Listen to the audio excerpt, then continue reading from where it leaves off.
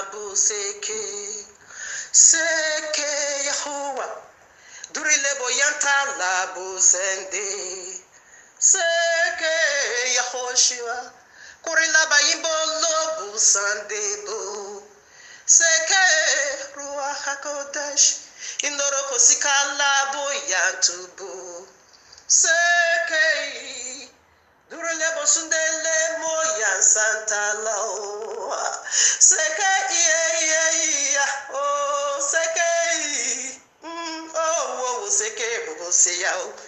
Seke inorobo sikala busente. Seke burele boyanta la busente bu. Seke orobo seke ya. Burele boyanta la busente bu. Seke orobo sekeya oribo yanta labu sende rebo sekeya baba sondeya sekeya ya yo wonderebo seya bubu santelebo mama terebo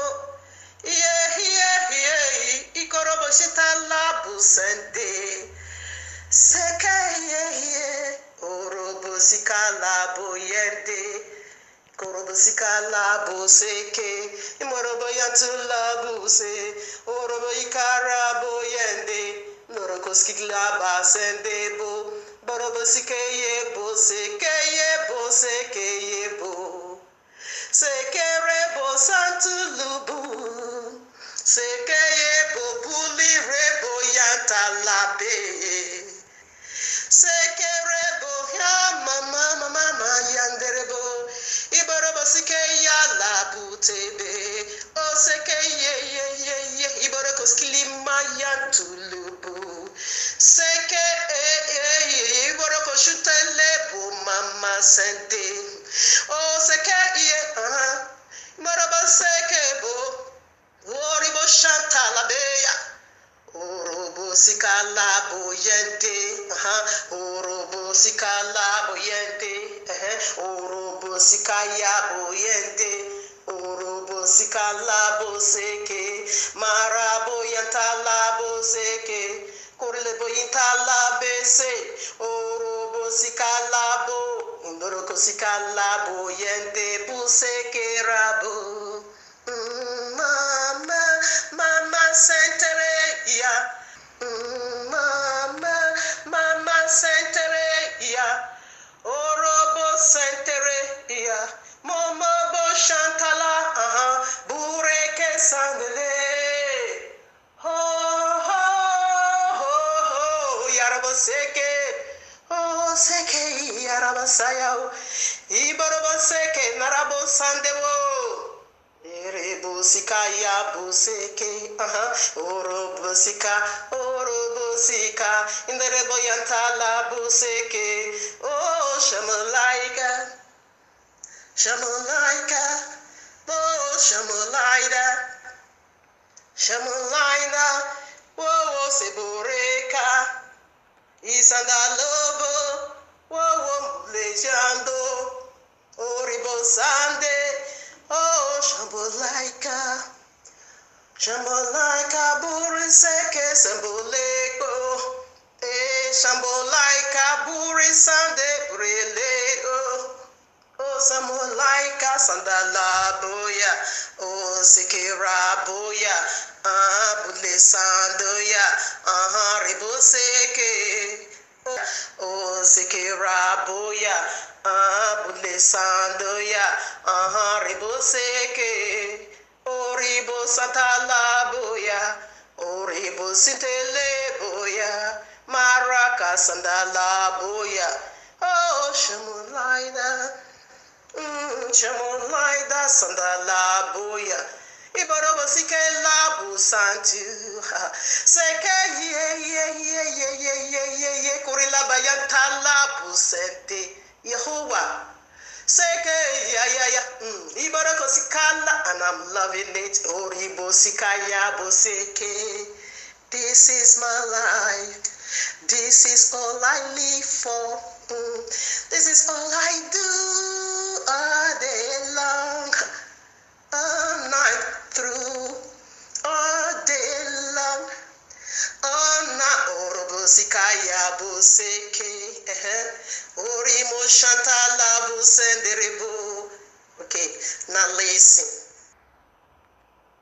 Here is a question that goes for you. And here is a question. Here is a question that comes for me. Here is a question that goes for you.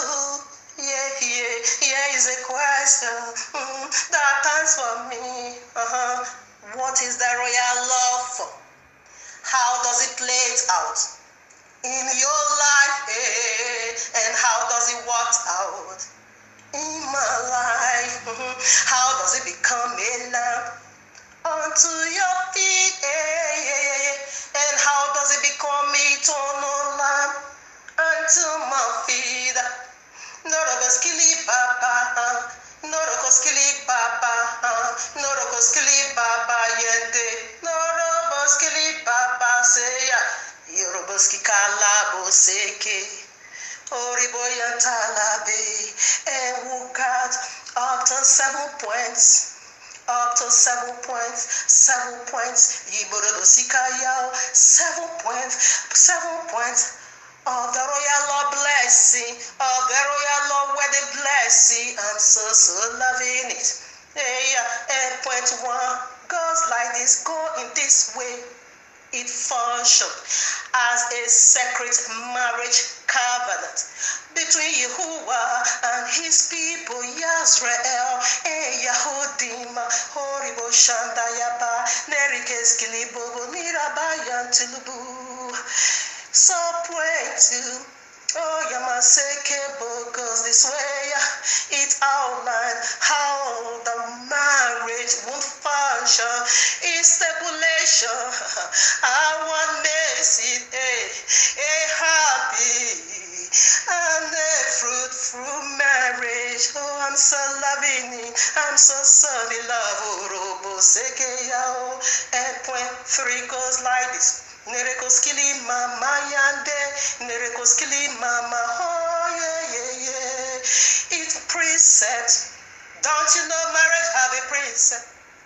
Oh, have you not been told marriage have a precept?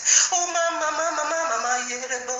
It precept describe how the marriage would function. Point 4, hima, nerebo, sikaya, bobo, seke. Point 4. It's what picture? Marriage have a what picture?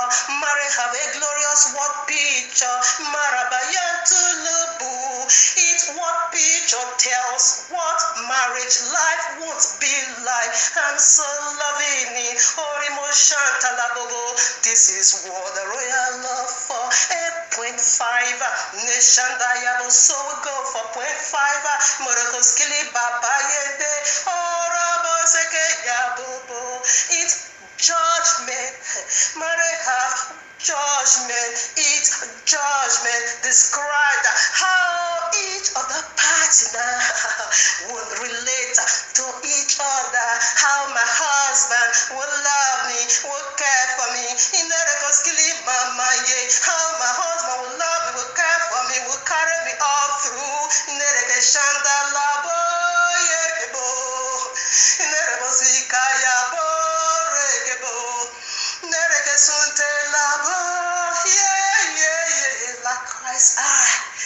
Likewise I Erebo Sente Labo Narabayantulubu Nerikayantulubu. I'm so in love with my husband.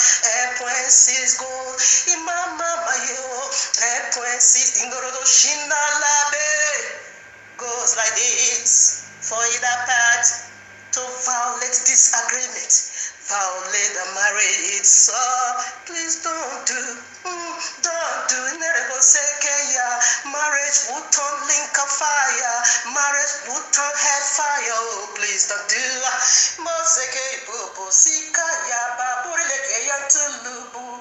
And this is the heavy. This is the heavy eagle. This is the biggie. This is the heavy. And this one wave my heart. The point 7 wave my heart. Because it goes for Abba Yahuwah. Point 7 describe Abba Yahuwah, for he is the group. Promise never to violate it, because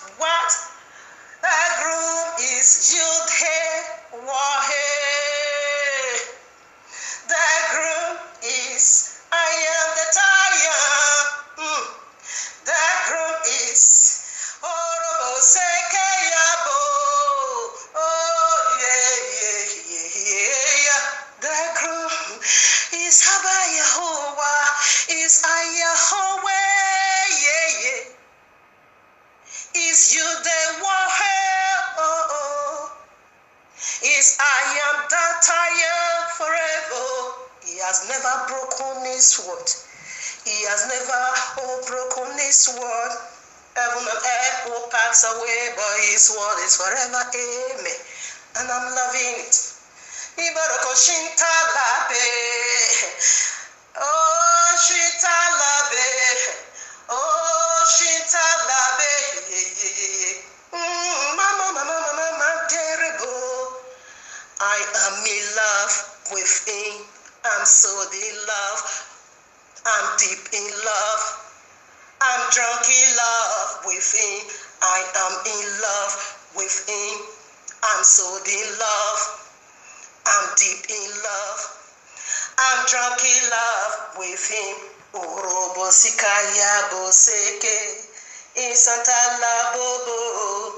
Yerebo skala boyente. How blessed is my wedding ring. My wedding ring is holy. Holy is my wedding ring. Blessed is my wedding gift.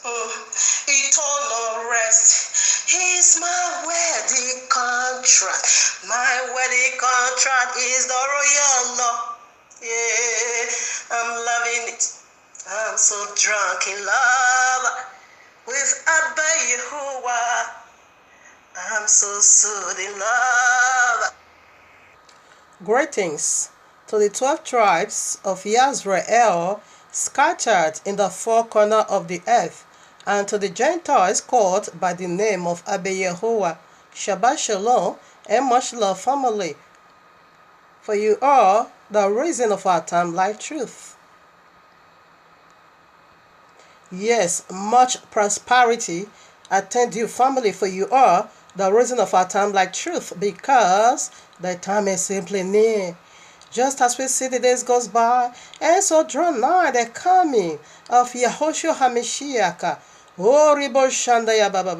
Just as the Malach of Yahuwah said unto Yahuchanan the Revelator, sealed not the prophecies of this book, for the time is near. And how so near is the time? Just a step to the door. I always love to say that. Exactly what we are doing here, family. Decode the end times, prophecy, science, our dreams, in preparing people, body, house, for the return of King Yahuashua HaMashiach, our eternal bridegroom, to whom due eternally all praise, worship, honor, exaltation, acclamation, wealth, glory, riches, power, to the glory of his magnificent for the Yahuwah the Almighty, and to the Ruach HaKodesh, the forever pure energy, the forever DNA of Abba Yahuwah, the very ablaze one. Abba Yahuwah, my eternal Ish, you have been worshipped in the temple of your Isha.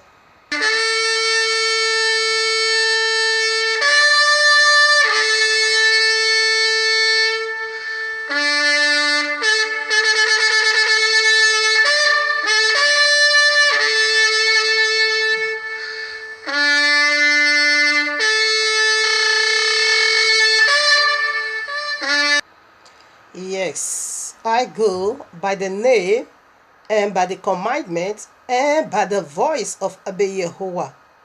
You know, going by the voice of trumpet, you don't have no need to be stronger at all. No need for that. Because you use the voice of trumpet. Therefore, any stress, as strongly is gone away from you. Because you use the voice of trumpet. Like I always love to say, that trumpet or sound, it precedes every single movement of Abba Yahuwah. That which he has already said in Shemo, Exodus 34 verses 10, that is what we are reciting over here to your hearing every now and then. That great, unique, reserved over there is what we are about to see now. In those days, let's see the coming of the Son of Man as a baby, dwells amongst us. Okay? But in these last days, we are not going to see him no more as a baby, but rather we are going to see him as a full grown-up man. the Lion of the tribe of Yehudim, the author of life. It's all about him. That glory reserved over there is all about him. The very bridegroom eternal. Are you his bride? Do you have a wedding garment? Let it caught you without wedding garment, and you will be cast out into the outer darkness, as it says in Matthew. Yes, there's still room for you to do that. If you don't have a wedding garment, you better put your house in order for him. Put your house in order for him to put a wedding garment on you. The bridegroom is on his way coming. You must have a wedding garment. Are you ready to receive your bridegroom? Yes, I forget this. The YAHUAH'S has already said this to you and me. Okay, do you have ear to hear? Why did he say so like him that have ear hear what he has already said to you and me? Yes, it is because many ears going to be dedicated unto the other bridegroom. The very desperado, the same text. That's it. I will make myself like the Most High. That rebel, that declares a war on heaven in order to rob the property of another man. Okay, Genesis 3, he did it. He started the umbrella over there. As the customer heard his voice, he go for him. Because he's making himself like the Most High Yahuwah. The day bridegroom also. If you have his wedding garment, you better rent it, take it off. It is old garment. And that old garment will take people to the lake of fire. Okay? So you better have the garment of the eternal bridegroom. That is who? Yahuashua HaMashiach, Abi Yahuwah. Yahuwah the Father, Yahuwah the Son, and Yahuwah the Ruach HaKodesh. They are wedding feast. That's what we want to discuss today. Okay, do you have an ear to hear? Try and do. Or why did Jay, the Ruach HaKodesh, why did he say this? Yes, because you know a lot of ears is not going to be circumcised in this last day. Uncircumcised ears can never hear his voice. Okay? His voice is resounding every now and then. But if your ear is not circumcised, you are not going to hear. If your ear is being dedicated upon the first bridegroom, which is the sentence in Genesis 3, therefore you are going to be hearing his voice. And what is his voice? I have abolished the law. And to my astonishment, God said Jesus did that. Okay? And Islam said Allah did that. Allah did it, by giving them the Quran. Allah said the royal law is correct. They said also Jesus lays the royal law to the cross. But the eternal bridegroom said, no, I did it. Don't even think so. Until what? Heaven and earth passed away. Revelation 21. There I saw a new earth and new heaven.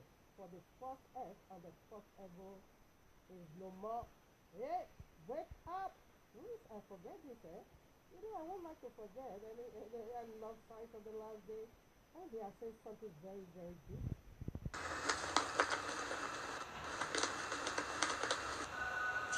Can't obviously believe that Watchman, Yahoo, and Deborah did not pay me to do the intro for White It Out 4 to deceive the masses.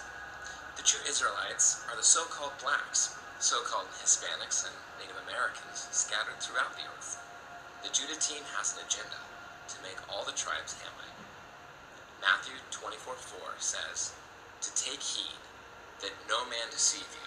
Hey guys, the gig is up.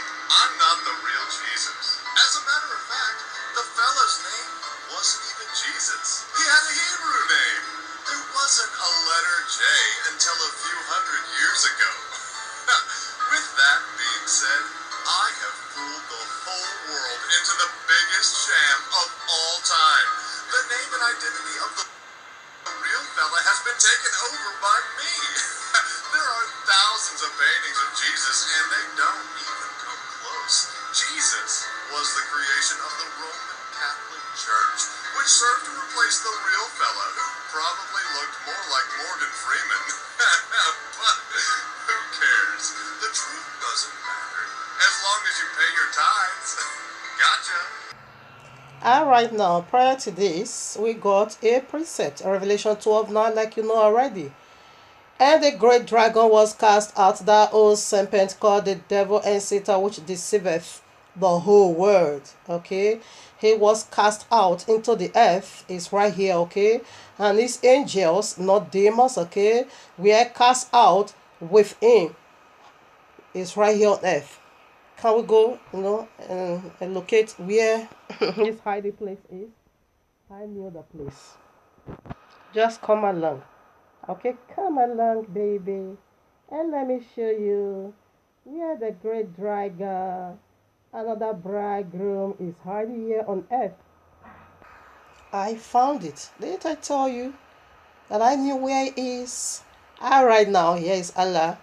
Okay, this is how Allah is being written in Arabic. Okay, in their holiest language. That is what they are imitating Yahuwah. Yahuwah said the Yahudia's language is the holiest language. No, Islam also says Allah have a holiest language, which is Arab or Arabic. So this is Allah written in Arabic, and this is a 4D snake. All right. So we didn't just found the serpent is hiding place in the name of Allah. Rather, we also, God found the name or the hiding place of the dragon in the characteristics of Allah from the mouth of Allah. So I'm going to read, here I am in Quran. The Royal Law make it so clear that we should preset all things, okay? Take your relative, take their relative, line it up, line up a line, okay? We take already from the Royal Law. So right now we are also going to take from the Quran, the very mouth of Allah. Here I am, Quran Surah 3, verses 54. And they, the unbelievers, planned to deceive. And Allah also planned to deceive the unbelievers. And Allah is the best of deceivers. And what did the Royal Law say, Revelation 12:9? The great dragon that deceiveth the whole world. Alright, now we go for the second mouth of Allah, the proud Goliath. Here I am, Quran 7:99. Excuse me. Are they then saved from Allah's deception? No one feels safe from Allah's deception except those that shall perish. I always love to comment on this very part because this is total nonsense, bogus. If you are alive, you are going to cut Allah red-handed right away. What did Allah say? Those that will be saved, or those that is going to perish, or those that is going to be saved from Allah's deception, it said except those that will be saved. Can I take it again?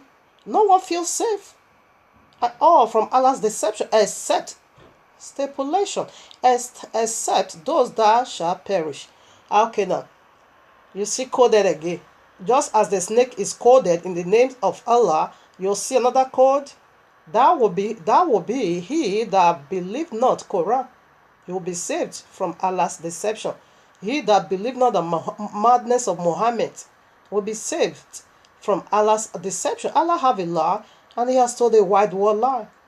Now we goes for the third man, because the Royal Law said you will consummate all things by the third mouth. Here I am, Quran 8, or Surah 8, verses 30.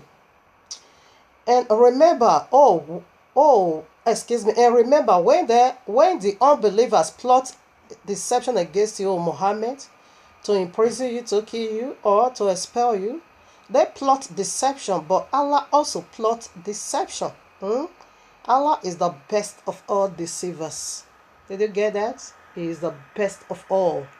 Not just it's not a playboy something, but the best. He has PhD. Rather, he also is going to issue you some certificate, okay, of you tried. He will give that to the Christendom, okay, because they tried. Now, why Allah is the best of all deceiver? Why? Because the Christians still believe a little truth from the Royal Law, okay. Islam that at all. What is the truth the Christians don't believe? They say Yahuashua is the Almighty, and that is correct. And he is the son of Yahuwah, that is correct. And he died, it was buried, and he was raised back to life. That is 100% correct, eternal. What is a problem, Allah? But Allah is coming for this. What did the Quran say about this very unique truth found in the Christian, even though they are drinking ogogoro akmatashi on the street, but still they don't play games with these 5 truths, okay?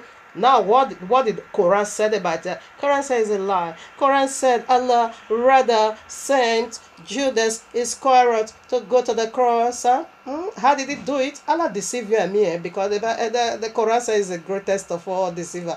How did he do it? How did he make you and me believe that Messiah goes to the cross? This is how he did it. Therefore, when they were about to crucify Yahuashua HaMashiach, may be referring to Jesus, okay? Yeah, I love to pronounce Jesus now. Don't call me hypocrite, because Jesus is filth. Allah is filth, okay? Now, when Jesus was about to go to the cross, Allah changed the head of Jesus into that of Judas Iscariot, and not put the head of Judas Iscariot into Jesus' head. Therefore, Allah now fly Jesus away, okay? Judas Iscariot will be another one that put to the cross. That is how Allah did it. Deceived. That is how he did it. Horrible Shandalaba. The Ohogezi. That is why it's the greatest of all. It's coming now to take that. This is how he's going to put it. That is the Sharia law. It's coming for you, okay? Christian, don't you say you love lie? You love to keep Babylonian. Wait, Allah is on his way for you, okay? When he toasts these 5 lies in your hand, you are not going to believe it. So here is the real snake. This is Allah. In a nutshell, this is Allah. Okay? You see it in his name. You found it also in his written. Okay, in his bragging. You saw it over there in his name. You saw it in his characteristics. What is his characteristics? It's a bitey snake. The Sharia law. Okay? Beheaded, blood-sucking demon. Here I am, Matthew 24:24. For they shall arise false Messiahs and false prophets, and shall show great signs and wonders, insomuch that if it were possible, they shall deceive the very elect. Did you get that? Okay, they are going to be doing great signs and wonders. When Islam comes, when Mahdi comes, now it's going to be called fire. And fire will appear. Christian, you say you justify a genuine prophet or a genuine pastor or a Messiah, you justify them by miracle. You just wait. Allah will give you that. In a very better way, even more than your madness, the madness of Jesus. Go and eat grass, drink fuel, eat snake, eat weevil, eat your cloth, your pants. No, wait. That one is filth. Allah is going to call fire in a very broad day. Fire will appear from heaven. So therefore you will say, oh, I'm being deceived. Okay, this is how Allah did. You will convert to Islam. That is why he's the best of all deceivers. Alright? He is the best of it all. He do it better than you. The Christendom, prepare for Allah. Is next at the door. The Sharia law is almost here. One more to add. Do you see the written code of Allah? What did Allah means in the Yahudieth language? It simply means curse. Okay? It simply means curse, okay, as in the curse serpent, right in Genesis 3. Allah has a curse, and that's what is going to spread out now to the 4 corners of the earth, okay? It will curse you temporary, or it will curse you eternal. How is it going to curse you temporary? If you say you will not accept him, he will behead you, he will cut off your head, or set you ablaze, or stone you to death, okay? That is the penalty of infidel. Or if you also receive him, it will cost you with eternal pay. That is eternal damnation. It has a cost, okay? It's going to spread it all over. Man will always give what they have. Allah is a cause. He makes a cause in a holy language, Yahudieth language. It makes a cause, okay? And that is what is going to bring out. It's going to bring out this breath of destruction to the 4 corners of the earth for 3.5 years. That is 42 months, okay? Put your house in order. Either you are married to Yahuashua HaMashiach or you married to Allah. That is the 2 bridegroom now. Abba Yahuwah, I baruch you for the great stipulation that you extended to the elect, that if it were possible, as we see, it was never possible. The elect will be saved from Allah's deception. Okay? Michael and people, here we are in the heavenly court room of Abba Yahuwah. with this breathful, life-giving, resurrecting message titled for you and me from the very mouth of Abba Yahuwah, or from his very heart. For you and me, titled The Mystery of Bridegroom and Yahuwah Wedding Supper. Part 1. I worked it out already. It's going to be having 2. So, the mystery of bridegroom, we want to unveil it, okay, today. What it contains. This 10 alphabet is fully loaded. But I break it into separate parts. That today we'll look into bride, okay, which is the wife of Yahushua HaMashiach. And next week, Shabbat, we will look into groom. Okay, you know the two words goes together, bridegroom. Okay, but if I don't separate it, you know it is 10 alphabet. It's gonna be too long and too difficult. Even this one, I'm gonna this part one still, you know, it will be almost 3 hours. Okay, so I won't be able to put the two together. So that's why I separate next week. We'll go for the part 2. So the one unveil the mystery of his wife in anticipation. And next week we'll unveil the mystery of the husband also, which is Yahushua in anticipation. I always love to set the stage with Deborah 32, 1-4. Give ear, O ye heavens, and I will speak and hear, O earth, the words of my mouth. Okay. And I will speak and hear, O earth, the words of my mouth. My adultery shall drop as the rain, my spirit shall distill as the dew, as the small rain upon the tender herb, and as the showers upon the grass, because I will publish the name of Yahuwah, like what I'm doing. I'm publishing his name. Yahushua came to publish it, okay? Yahushua is the one that came to Yahushua. Simply me, I am that I am is salvation. That this is how he published it. That when you go by Yahushua's name, you are also publishing it, okay? He said, because I will publish the name of Yahuwah. Ascribe ye greatness unto our Elohim. When you go to John 5:43, that is where he said, I come in my father's name. So this is how he published his father's name. That as soon as you call Yahushua, you are publishing the name of Abba Yahuwah. Alright? He is the rock. Alright now. Because I will publish the name of Yahuwah, ascribe ye greatness unto our Elohim. He is the rock. His work is perfect, for all his ways are judgment. A Elohim of truth and without iniquity, just and right is he. Abba Yahuwah, Abba Yahuwah, Imarabaseke Yebo, Abba Yahuwah, Igorobo Sarabo. Abba Yahuwah, Masanta Labu, Yenderebo, Iborebo Sili Bale, Masanta Labu, Yeke, Abba Yahuwah, Igorobo Sarabo, Abba Yahuwah, Masanta Labu, Yenderebo. All right, now, family, let's also take a deep breath into what is the royal love for. How does it play out in our lives? Even though you hear it already in my little song, I'm sorry, I'm not really feeling sound, but I'm healed in Yahuwah's mighty name.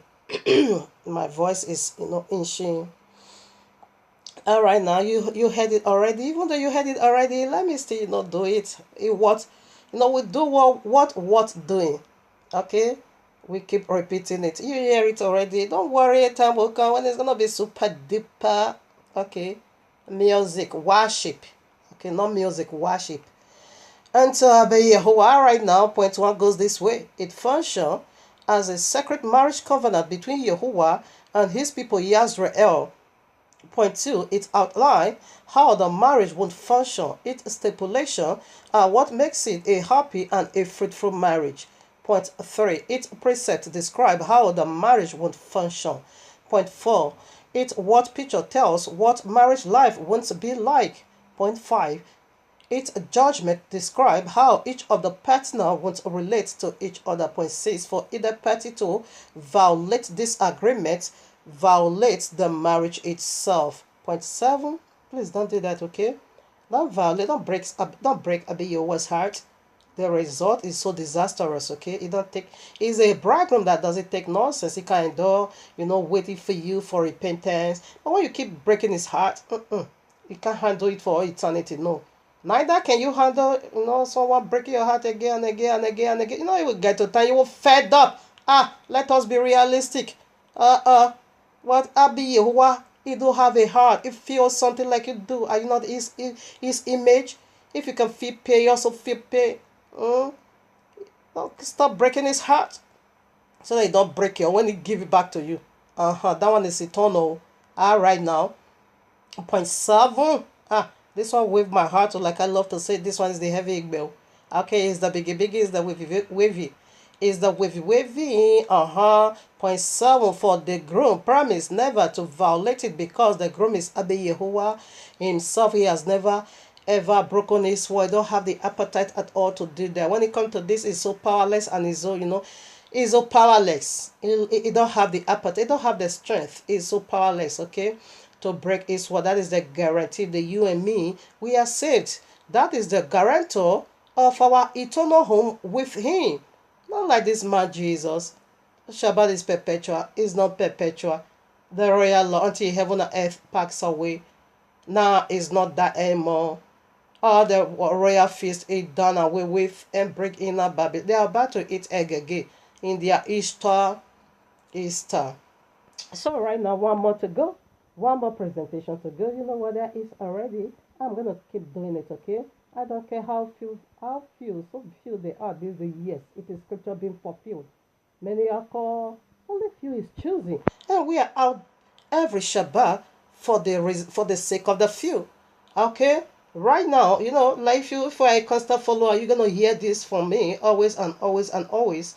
Abi Yahuwah revealed a man unto me, was just downloading all this unique vision, and he want to pervert it. If you want to use it to please Abi Yahuwah, go ahead, 100%. But not to pervert it or say Jesus gave it to you. No, that is wickedness. So Abi Yahuwah said, this is the sea. Place this sea on it. This is how they are going to remove their filthy hand away from this message. It is dragon again. And Jesus, they are thieves. They always love vision. Right now, this is YAHUAH'S warning from above, like that of FBR warning. Okay, this is YAHUAH'S warning. The ayah, the whole way, the yeye warning. Okay, from above. If you listen to this message and you want to resound it under the voice of you, and you said Jesus give it unto you, Ebola will attend you in Yahuwah's mighty name. Okay, the second goes like this. If you listen to this message and you want to resound it under the voice of you, and you use it to please any deity such as Allah, Christian, Ghost, Fire, and Jesus, the causes of Sapphira and Ananias will attend you in Yahuwah's mighty name. If you download this message and you want to resound another voice of you, and you not place any money making obligation, condition, such as sowing of seed, the hottest place in the link of fire shall be your dwelling in Yahuwah's mighty name. Due to this pervert inside the scripture to validate it, you can see that in Joshua 6:26. Okay, Acts of Apostle 5:1-11. Acts of Apostle 36-12 or 13, or Revelation 22. 17-19 also, or 18. Okay, now to the blessed side, if you download, you want to resound on the voice of you in using it to bless Abi Yahuwah in relocating or reaching out to the lordship of Israel. Of course, double blessing, double pot, everything is double, only wife and only husband. Okay, glory is double. You shall rule and reign with Yahushua HaMashiach all eternity. Because of your faithfulness, your household will benefit. They will rule and reign also with King Yahushua in his kingdom, eternal, in Yahuwah's mighty name. It is double blessing. That one it is settled because you obeyed. Abi Yahuwah said, I will give you what you asked for, even that which you did not ask for, because you have been faithful unto me. Even that you didn't even ask of, I will also use it to bless you. Okay, so it goes in that way. I will save the entire household.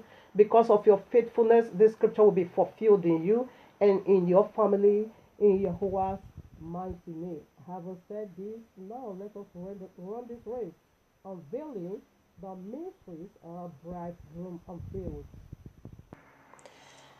Outstanding vision, a mind-boggling vision, a mighty touch vision, a vision of soul transformation, a vision that will reveal my divinity and my royalty.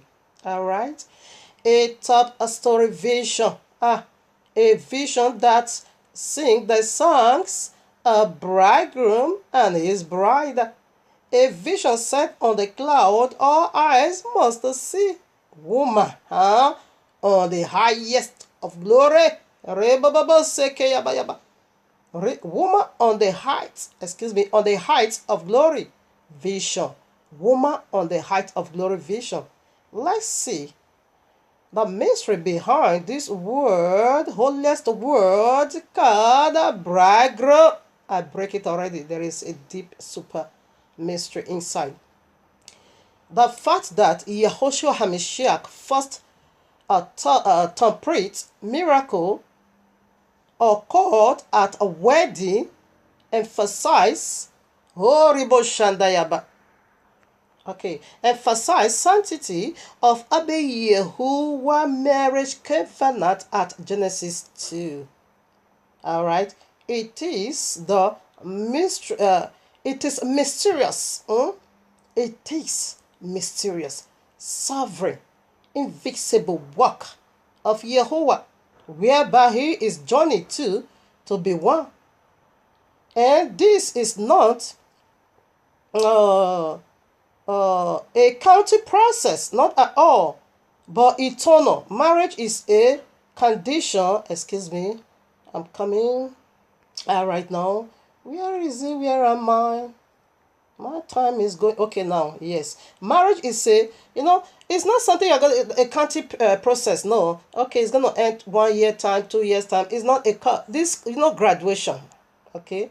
Take any cups of any kind. There is a graduated time, but this one, it doesn't. It is eternal. In a moment, you will know why I said it is eternal. Right now. Marriage is Yahushua first miracle. He released it right at wedding.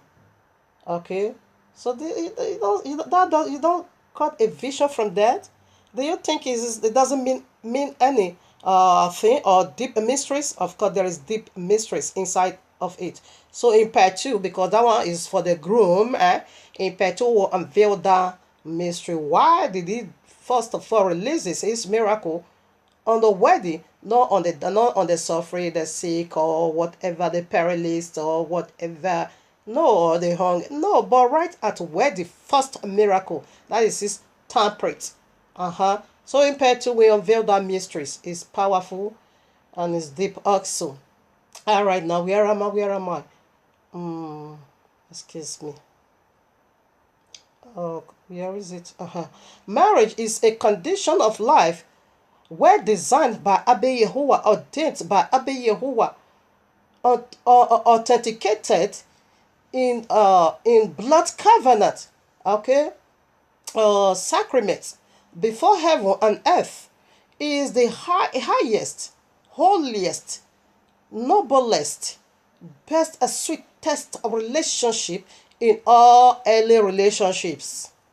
Marriage is a common grace and second commandment. Power of godlike, okay, power of godlike, procreation, given to both believers and unbelievers. Okay, power, even animals, power of procreation. Now bridegroom unlocked, unfold. Okay, bridegroom unlocked and unfold. We go for the first letter. We're gonna deal with today with the bride, and next we will deal with the bride. We will deal with the groom. Let's put the two together. Bridegroom. Yes, it is the consummation of this message in anticipation of Yahuashua HaMashiach. That is what this message is all about. You see, what is the title? the mystery of bridegroom and Yahuashua wedding supper, or Yahuwah wedding supper. Say, I and my Father, we are one. All right, now we go for the first letter. What did it go for? Build. You as a bride, you need to build your husband. You as the bride, you need build both spiritually and physically. How does this work? This one is heavy meat, okay? Very heavy. All right, now let us get our precept from Proverbs 14:1. You know already? I know you are smart. Every wise woman buildeth a house. Are you a wise woman to build your husband? But the fools plucked it down with our hands. Are you a foolish woman to destroy your husband like the first woman did? She acted so foolishly. Okay, instead of her to build her husband, rather she not, tear her husband there.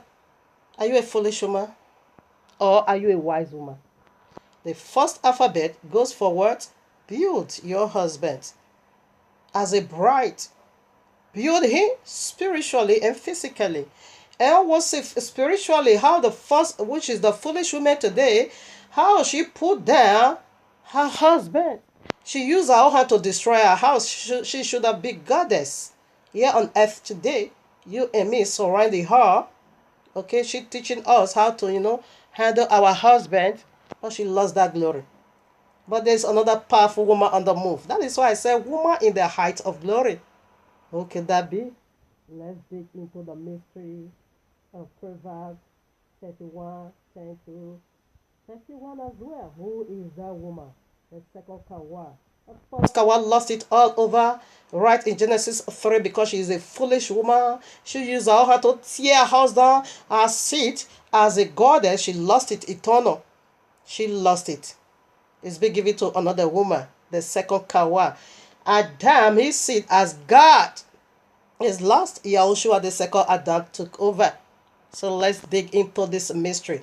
This message, mind you, is going for Yahuashua and his wife in anticipation. All right. So let me quickly say this. How are you going to build your husband spiritually and physically? Is it to be silent and not to speak before him? Is it to be like a cold water and not to do nothing at all? Is it to be innocent? Is it to act like a child? Not at all. Is that what you call submission? Not at all. Now, how are you going to play your part in building this unique, wonderful Adam, sent into your life? How are you going to build him? There is a job you need to do before him.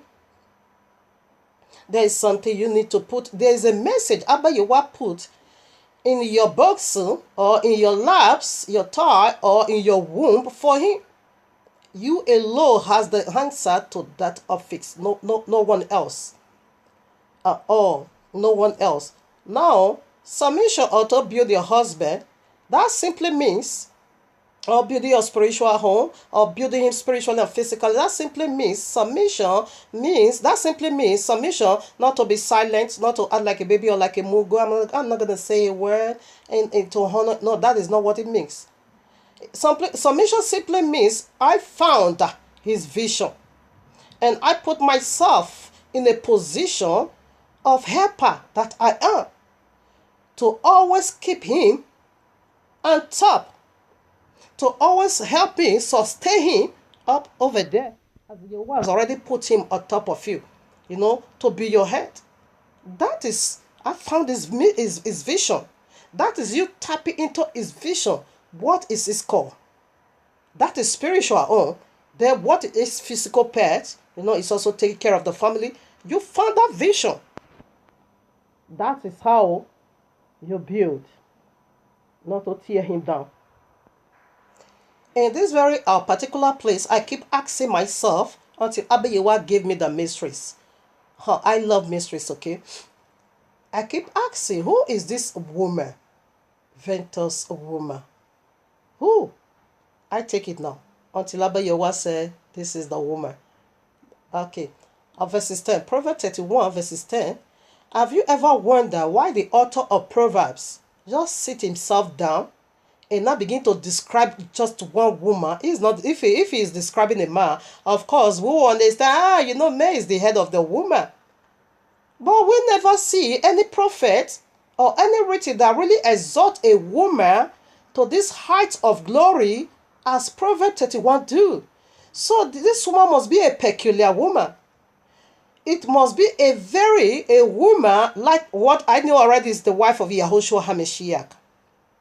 This is vision.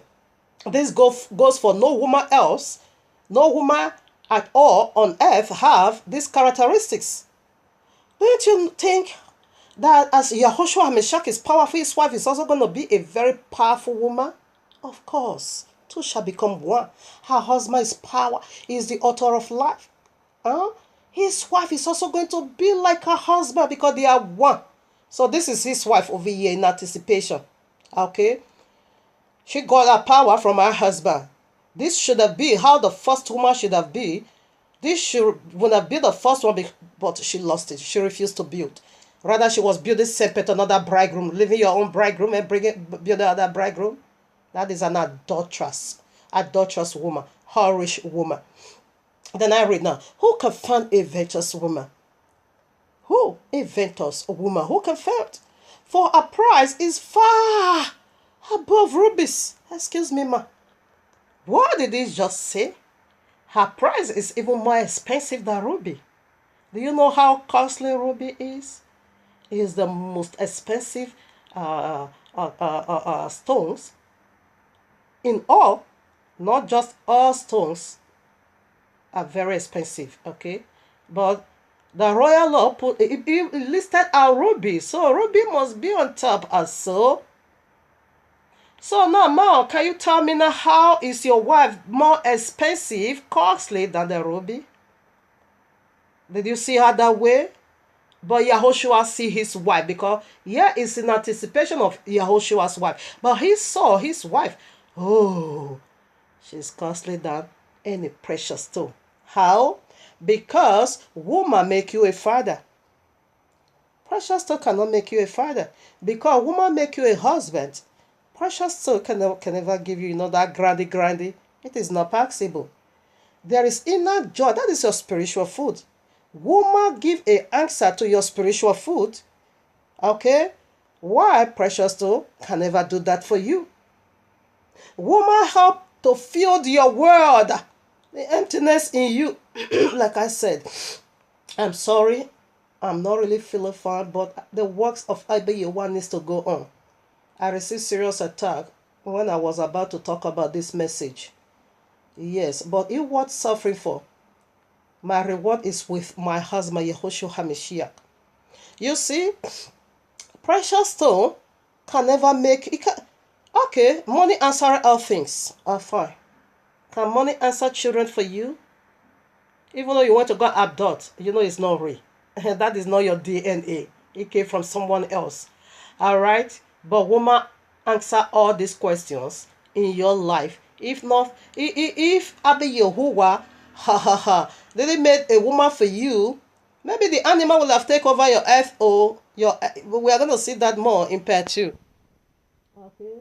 So this is why she is more precious, more expensive. Her price, what far? You see, it's far above rubies. Not just one ruby, rubies. It could be all the 12 diamonds. So she's more expensive.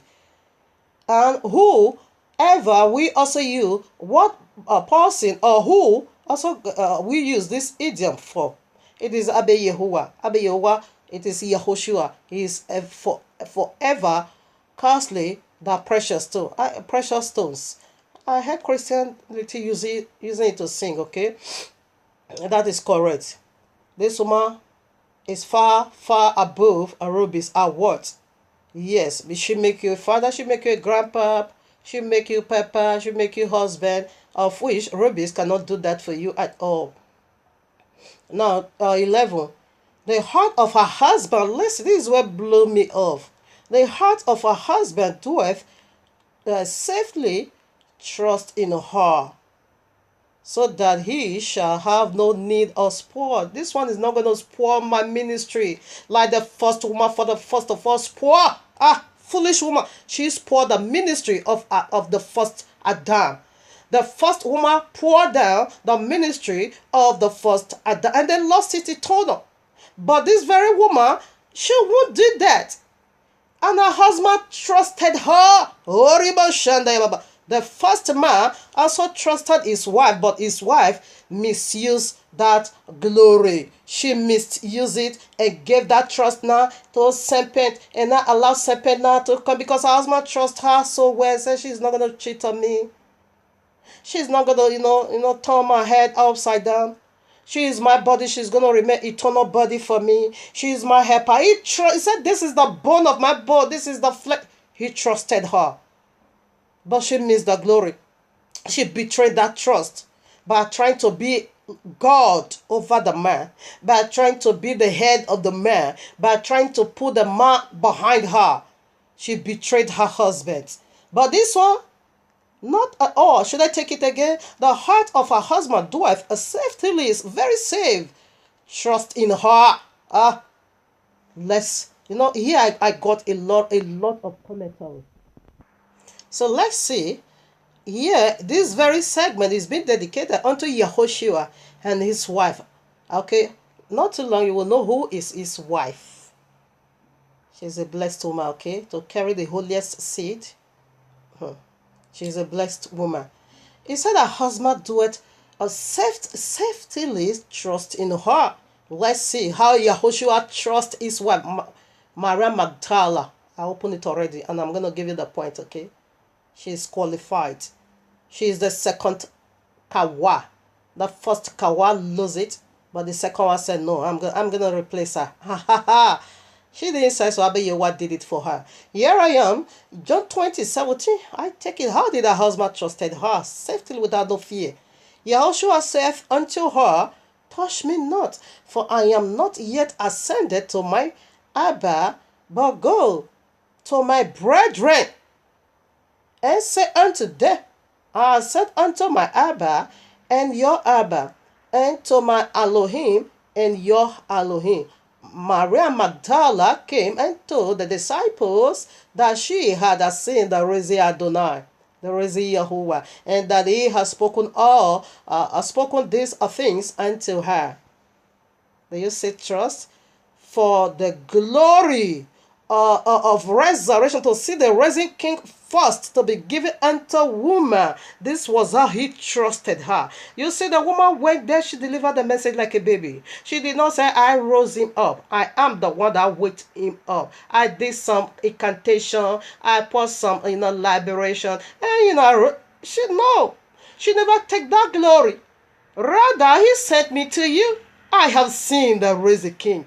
This is how Yahuashua trusted in her, because he knew she's going to deliver the message just as he has given it unto him. A message is being given unto the first woman, be the helper of the man, but she twisted it in a very crooked and a wicked way. But she twisted it in a very devilish and satanism way. And trying to push the first Adam away and trying not to be the head of Adam. No, Maria Magdala is the body of Yahuashua HaMashiach.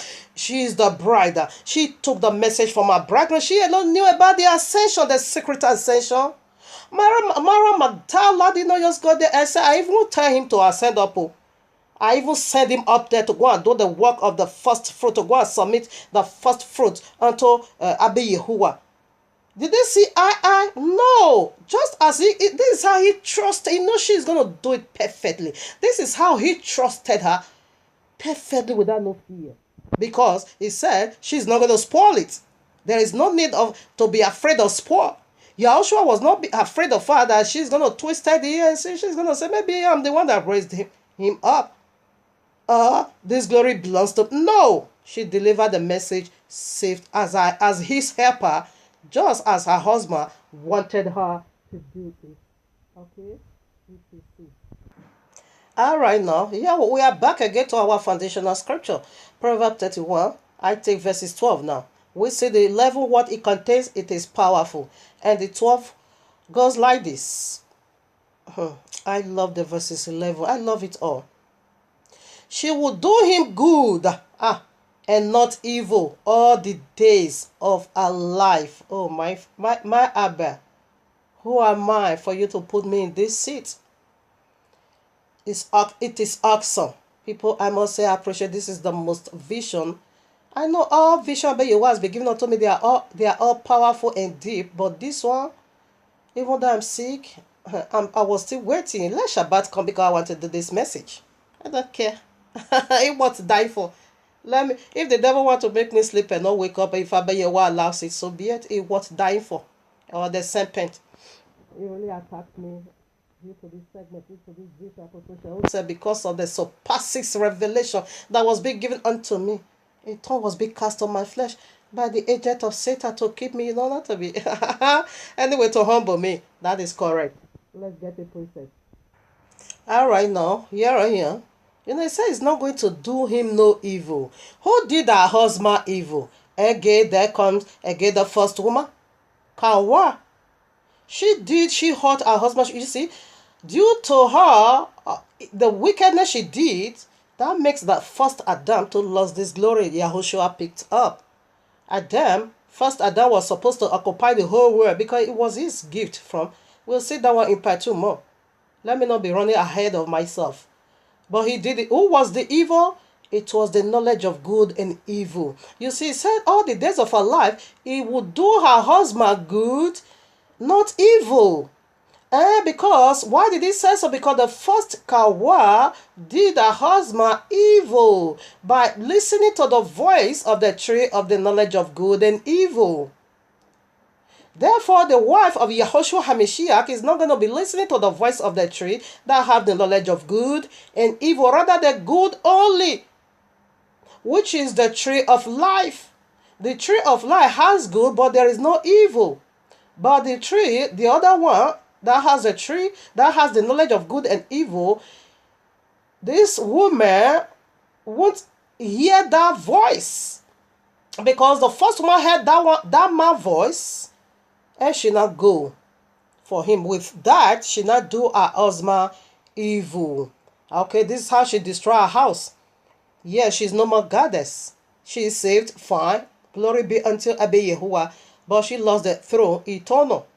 No more goddess. No more worship. No more praise. Now, look chapter 8 verses 2. This is how she's going to be doing good for Yahuashua HaMashiach eternal. She did it already. We have the picture. She is the woman, people. No woman has that qualification, but Maria Magdala, the wife of Yahuashua HaMashiach, she was the one talking about in Proverbs 31. I read.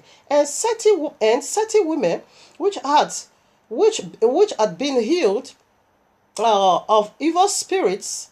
This was why her husband rebuked that devil. That devil, we are all the children of Kawa, the first Kawa. We are all the daughters of Kawa, first Kawa. But that spirit that make her to act so foolishly to destroy our house also resident upon every daughters of her. But Yahuashua said, even though this one is your daughter, bear, you have no power over her. He rebuked that seven spirit. Yes, seven spirit comes out. Let me read and stop talking. Here are of evil spirit. Do you see the evil spirit? That is the evil spirit that make the first woman to hurt her husband. But Yahuashua, as soon as Yahuashua got close to this woman, he rebuked that evil spirit and said, you cannot use her to hurt me. She is saved. She is my bride, eternal. And who looks her, she must occupy the seat of goddess, because someone needs to occupy there. There is no king without queen. Okay? There is no God without goddess. All right? That evil, he cast that out. Cast that evil out. He said, let me take it again. A certain women which had been healed of evil spirits and infirmities, Mary called Magdala, Maria called Magdala, out of whom went 7 devils. What did that go for? I don't care. This message can spread up to part 3 or 3. I don't really care. It is my crown of glory. I'm going to take it step by step. I don't want to rush no one. I don't want to mix no chemistry at all. So now what happened? What was that 7th spirit? Go to Revelation 12. You're going to find the dragon having 7 heads. All right? 7 crown or 7 horns. Okay? 7 horns, yeah. That represent authority. So this evil spirit was hiding also in the second Kawa to attack the second Adam, to use her again to tear the kingdom down. First of all, Yahuashua now put that spirit in order. But the first Adam couldn't, when that devil was there, that serpent came to the first Kawa, he couldn't rebuke. It was just looking like a zombie. It was just looking. But Yahuashua said no.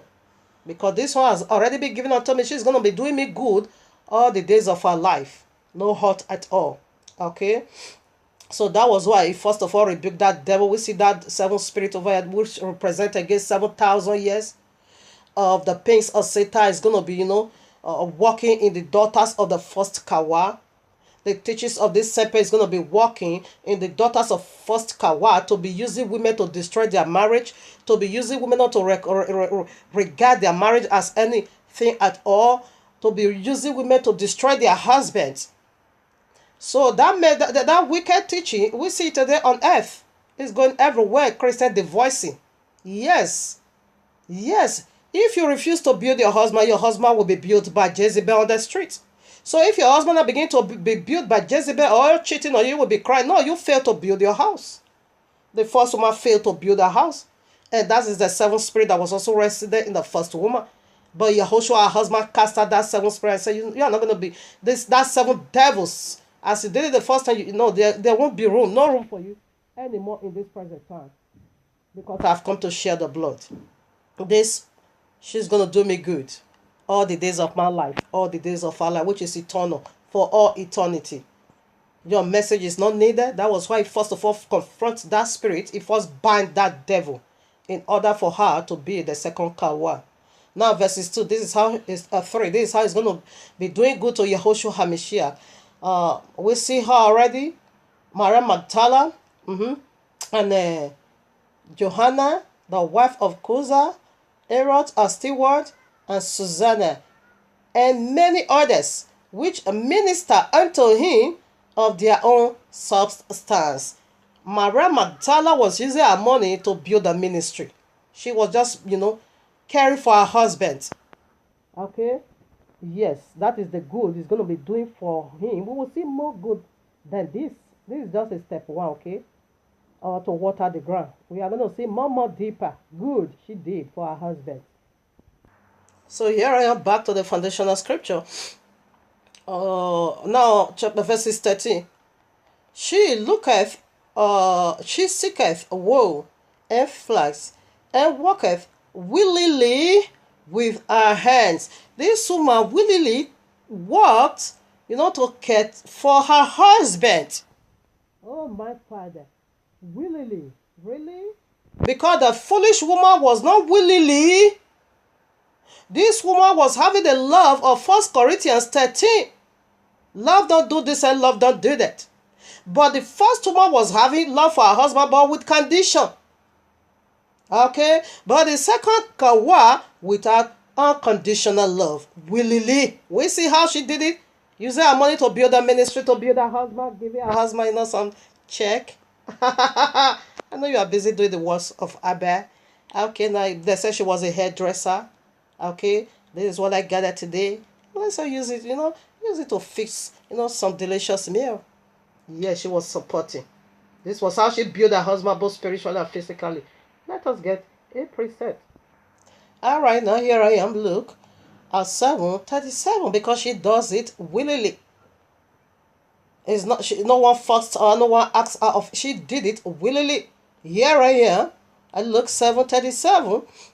And behold, a woman in the city which was a sinner, when she knew that Yahuashua sat at a meat in the Pharisee's house, brought an alabaster box of ointment, very expensive, okay, and stood at his feet behind him, weeping, and began to wash his feet with tears, and did wipe them with the hairs of her head, and kissed his feet. That is romantic, okay? And anoint them with the ointment. Who told her to do that? And they said that alabaster jar was very, very expensive in those days. So this is how she's gonna be doing him good all the days of her life, willingly. She anoints. No, but no one asks her to go and wash his feet. Now he's going to the cross. We are coming more deeper into that, okay? I just want to first of all take it simple because I'm coming right back here again. Okay, so she did it willingly. Okay, no one asked her. Yes, it is scripture being fulfilled. She was just fulfilling what Proverb 31 saith about her. Now, back to the foundational scripture, verses 15 now. No, 14. She is like the Marshonite sheep. She bringeth her food from far afar.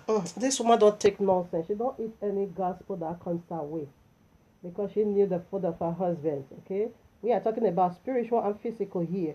Okay, you see, she don't just eat any genetically modified organism food. She go for the real plant in Genesis 1. Okay, you know every fruit we are seeing these days, they use oh my father, it is being produced by chemicals. She don't go for that. She go for the natural. She order her food from far off land. Where is far off land, and who is in the far off land that gave her food? Let's dig into the mysteries. So here I am. Matthew or Matthew 25:14. She got her food from afar, far away from far off land. So I read now. For the kingdom of heaven is like a man traveling into a far country, who called his servants and delivered unto them his goods. What good? What the prophet said? This woman, oh my father, this is heavy. This is deep. This is so heavy on me. Really, even though I'm sick, but I'm loving it. So where was she getting her food from? You know, the royal law is a food, a spiritual food. Okay? Where was she? Who was giving it to her? It is the certain man, which is Yahuashua HaMashiach, who traveled far away 2,000 years ago and delivered his goods unto his people, his servants. Maria Magdala utilized it. She is gotten a vision direct from Yahuwah. Matthew 25:14 said, he delivered his goods. And who is good? It is Abba Yahuwah. That is, gave the son doctrine of the kingdom to his servant. This woman in Proverbs 31 don't just take any subject, don't just take any scripture messages that comes our way, not at all. She got her own from far off, from that certain man that traveled far off. That is where she's getting a vision. Who told her to go and anoint his feet? She got a message from far off. This is where this woman is getting her food, spiritually and physically. She don't take genetic modified organism from those demons. Like what took place in Genesis 3. That is genetic modified organism scripture. She don't go by that. She go by the one that is far off. From that certain king that traveled far away, she is getting her food from that very, very certain man, which is her husband. A time will come when I'm going to take this vision again. I will just take it. No, I'm not going to take it like a bright or build. I will just take it the way it is. Blend it together. Because today I'm a bit rushed for the sake of time. Because I still have other forms of alphabet to establish here. So that next week I will be able to also establish the order of my husband Yahuashua HaMashiach. So right now, where do I go for? We don't eat genetic modified food of the Christendom. The preaching of the Christendom, it is genetic modified organism scripture that damage the soul, that kills the soul. It kills like it killed in Genesis 3. It is the message of another bridegroom. We don't go for that. Is a husband, a wife snatcher. We don't go for him, okay? We daughter of the second Kawa. We go by the instruction of our murder, as he did for our husband, and so we ought to do for our husband, building spiritually and physically. Now, verses 15. She riseth, asks why is yet, oh my father, this one break me down. Oh my, this is so heavy. She riseth, asks why it is yet night. Who did that? Who? and giveth meat to her household, and a portion to her maidens, that is, has girls, has boy. This one is having has girl and having has boy. So she rose up while it's still yet dark to provide for her household and for her servants, has boy and has girl. Who did that? Who did that? Where is her husband? This is awesome, I must say. Oh, all right, now here I am. This is heavy, okay? For I have to rush for the sake of time. John 20, verses 1. All four gospels said the same thing. All four gospel. This is mind-boggling. I bet you one know how to. He really knew how to conceal something. The first day of the week cometh, Maria Magdala, early, when it was still yet dark, unto the sepulchre, and seeth the stone taken away from the sepulchre. All four gospel listed her first. That went while it was still yet dark. Oh my Father, what was the meat she provided for the family? And also for the of her husband and her husband, what was the meat?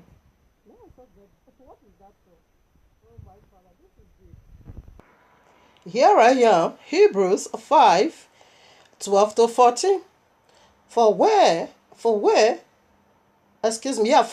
the time ye ought to be teachers, ye have need that one teach you again, which be the first principle of the oracles of Yahuwah, and are become such as have a need of milk, and not strong meat.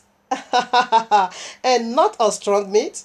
For everyone that useth milk is not skillful in the word of righteousness, for he is a baby. But strong meat belongeth to them that are of full age, even those who by reason of use have their senses exercised to discern both good and evil. No, this is too much. This is just too much. This is heavy. What is meat? Meat simply means vision.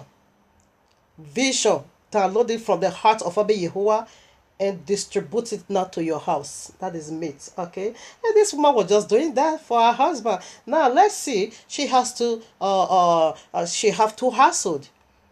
She have her own people, and she have a servant, maid servant, and okay, that is houseboy and a housegirl. Let me put it this way in a very simple way. Okay, so what was the meat this woman gave to the husband? So what was the meat? Vision, okay. Now let's see who did that. Like I said, I'm coming right back to Luke 7:30. You can take it way down to 50, to the very last verse, but I'm taking from 37 again. And behold a woman in the city which was a sinner, when she knew that Yahuashua sat at meat in the Pharisees. This is physical meat, okay? On the Pharisees' table, because this meat in proverb has to do also with physical and spiritual, okay? It means strong food, delicious meal. Okay, now, Yahuashua sat at meat in the Pharisees' house, brought an alabaster box of ointment, and she stood at his feet, okay, behind him, weeping, and began to wash his feet with tears, and did wipe them with the hairs of her head, and kissed his feet, and anointed them with the ointment. Vision is a strong meat, okay? This woman caught a vision that Yahuashua is about to go to the cross, and that faith is the faith that brings good news. Come on now, are you listening? Is the fruit that brings unto mankind good news. And that good news he brought unto mankind, until he goes to the cross, there is no good news at all. If he didn't go to the cross, there is no good news until he goes to the cross and consummates that good news with his blood. So now he was about to go to the cross. Therefore, that means a feet that brought about good news is about to be beaten up by the serpent. You shall crush his head, and he shall bite your heel. And that heel is about to be biting her by serpent. Oh, she not begin to weep. No, I need to anoint that feet. And what is that feet going to do? That feet is also going to bring about the Gentiles into the kingdom. This is the strong meat, people. The feet is the office of the Gentile. The feet brought now good news. Oh, my Father, this is heavy. This is deep. The feet is the office of the Gentile. That was the houseboy and the housegirl of the woman in Proverbs 31. The Gentiles' offices, it is the feet of Yahuashua HaMashiach. Yahuashua is a body. His body is a factory. Needs to be occupied by individual. We'll see that now in First Corinthians chapter 12. He gave this mystery in more duties. If there is time, I'm going to read it for your hearing. Now, this woman knew the head belongs to the Yisrael, which was our household. The Yisrael, the Yahudim, all the 14 tribes holds the head, the two hands. While he was nailed at the cross, he extended his two hands to the right and to the left. His 2 feet to the Gentiles. Like I unveiled already, his head belongs to all 12 numbers of the 12 tribes. In Revelation 7, the head of Yahuashua belongs to all those 12. They are rulers, okay? That they are governor. That is the governance system of Yahuashua HaMashiach. The head goes for them. That's going to wear the thorn of crown. She also did anoint it. We are coming to that. Oh, my Father. The 2 hands goes for every family of the house, while both sides, the right side go for his wife, where the blood and water came out. We also see that from the first Adam, as Abba Yewa pierced his side, the blood, there came his wife. Of course, blood is going to gush out. That was why there wasn't a need at all for salvation for his side to be pierced. Not at all. When you go to where Passover illustration or Pesach illustration was being given, that is Shemo, Exodus 12, you're going to find it was only the 2 hands and the head. The feet was not at all being given by salvation. The feet has no need to be pierced. But this woman did this because that feet brought about good news, because the Gentile needs to occupy that feet. She got a strong meat from Abba Yewa, go and anoint that feet, because that feet is going to bring now a strange people into the kingdom. It's bringing up people that is not my own at all into the kingdom. The head belongs to my people. The 2 hands belongs to my people. But the feet needs to be occupied by a people that is not my people at all for one reason. You see, this woman was having servants. She have a household which is her people, and she also have a servant. And she also gave a portion to a servant. So the feet anointed, that is how she gave a portion, spreading salvation now down to the Gentile world. That was why her husband said, wherever the gospel of this kingdom is being preached, what this woman did for me, it's also going to be told in memory of her. We preached Maria Magdala. So we talk about the good works she did for our Messiah. He said, wherever in the whole world, I'm also going to read it because that is our divinity. That is our royalty. We are coming into that. Family, what I'm going to do, because this one I need to take my time, to really establish it the way it is. I don't need to rush. Maybe this is going to land today. Maybe it's going to go up to 2 clips, but I will upload both together. Okay? So if I'm able to put everything in this one clip, fine. If not, then I continue with the other clip. Because the very last letter, E, that is our divinity. And you know to know our divinity. E. Oh, no. So here I am. She got the strong meat. We see already. How she provide, how she wake early in the while it was still yet dark, and Mary Magdala or Maria, did that to provide meat for our house. So we see what meat is. It is a strong vision from Abba Yahuwah. So what was the vision that was establishing? Yes, the Gentile coming into the family of Yahushua HaMashiach. The Gentile coming into our family. We also see that this woman was having a houseboy and a house girl. So here I am in Yeshayahu, Isaiah 14 verses 1 to 2. This is the only reason why Gentiles being grafted into the kingdom. It's a mystery. And that is what we are unveiling here for you. I read now. For Yehovah will have mercy on Yaakov, and will yet choose Israel, and set them in their own land.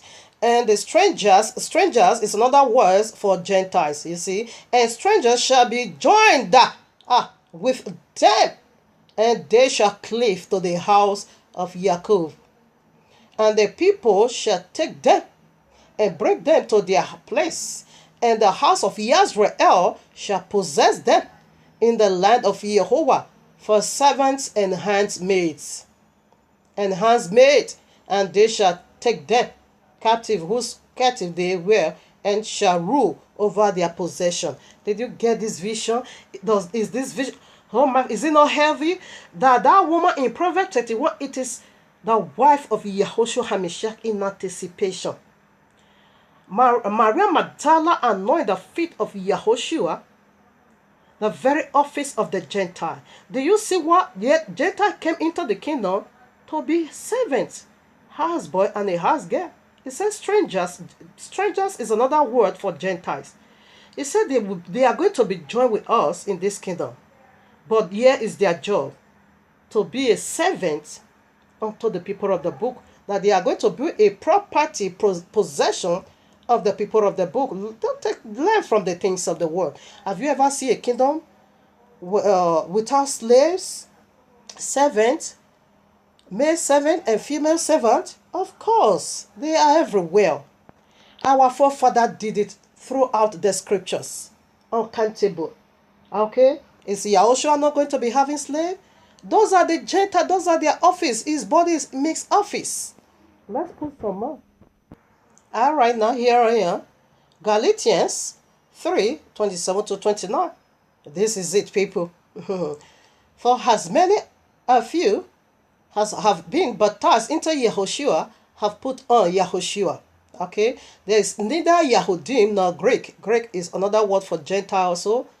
There is neither slave nor free. There is neither male nor female, for ye are all one in Yahushua HaMashiach. Alright? Okay, now. What is it talking about? Please, family, you can read all 1 Corinthians chapter 12 for a better understanding. I take it from 12. For as the body is one, and hath many members, and all the members, or should I take it? Okay. All right, now, let me read it. For to what is given, no, not that at all. Where the baptism also is, yeah, I take it from Tuna, no problem. And ye know that ye we are Gentiles, carried away into those dumb idols, as even as ye were led. Yes, Allah Jesus, they are dumb idols. Wherefore I give you to understanding that no man speaking by the Ruach of Yahuwah, call it Yahushua accursed. They said the royal law is a curse.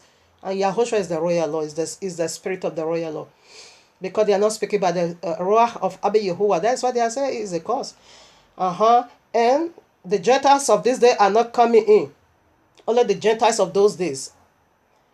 And that no man can say Yahushua. Okay, that is not where I really want to read. The place where you said they are also being baptized. It's all right. Oh, my Father.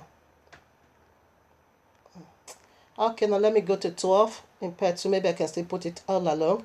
As for the body is one, and hath many members, and all the members of that body, all the members of that one body, being many, one body. So also is Yahushua. For by one spirit, okay, look at where I'm just looking for. For by one spirit, we are baptized into one body, whether we be Yahudim or Gentiles, whether we be slave or free, and have been all made to drink into one spirit. You see? For the body is not one member, but many. That is 14:15. Now, if the foot, listen now, this is the strong meat given unto Maria Magdala to anoint the feet, because that is the office of Gentile. If the foot shall say, because I am not the head, hand, I am not of the body, is it therefore not of the body? And if the ear shall say, because I am not the eye, I am not of the body, is it therefore not of the body? If the whole body were an eye, where were the hearing? If the whole body hearing, where were the smelling? But now hath Yahuwah set the members, every one of them, in the body, as it hath pleased him. And if they were all one member, where were the body? But now are they many members, yet but one body.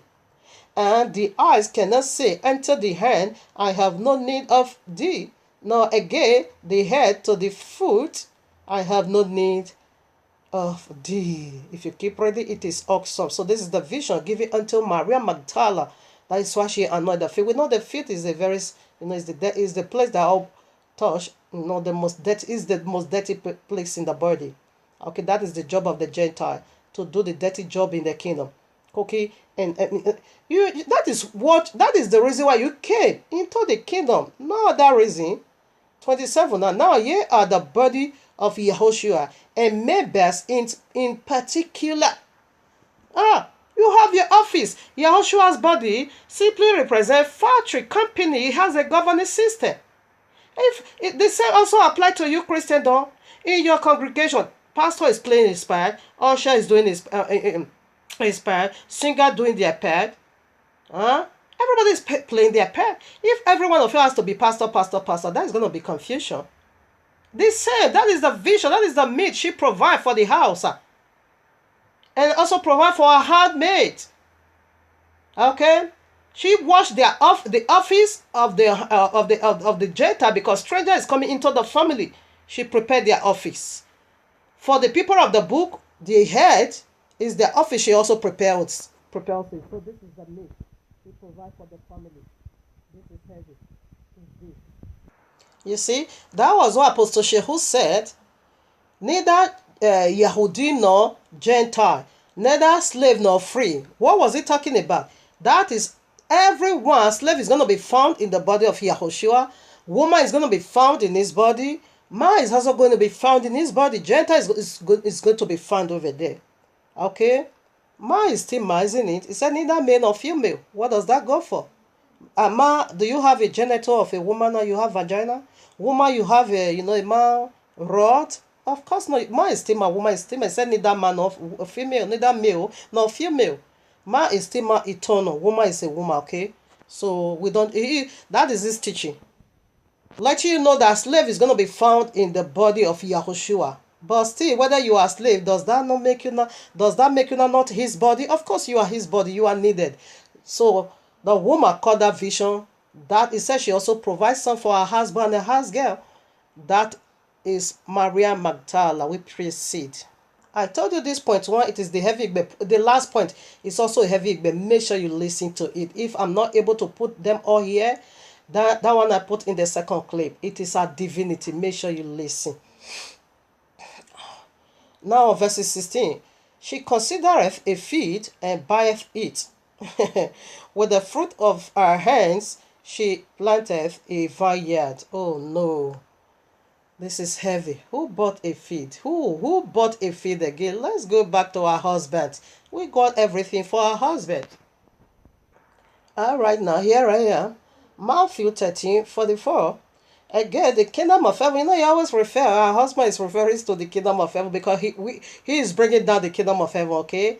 The one Sempe took away right in Genesis 3. He's bringing it back unto us.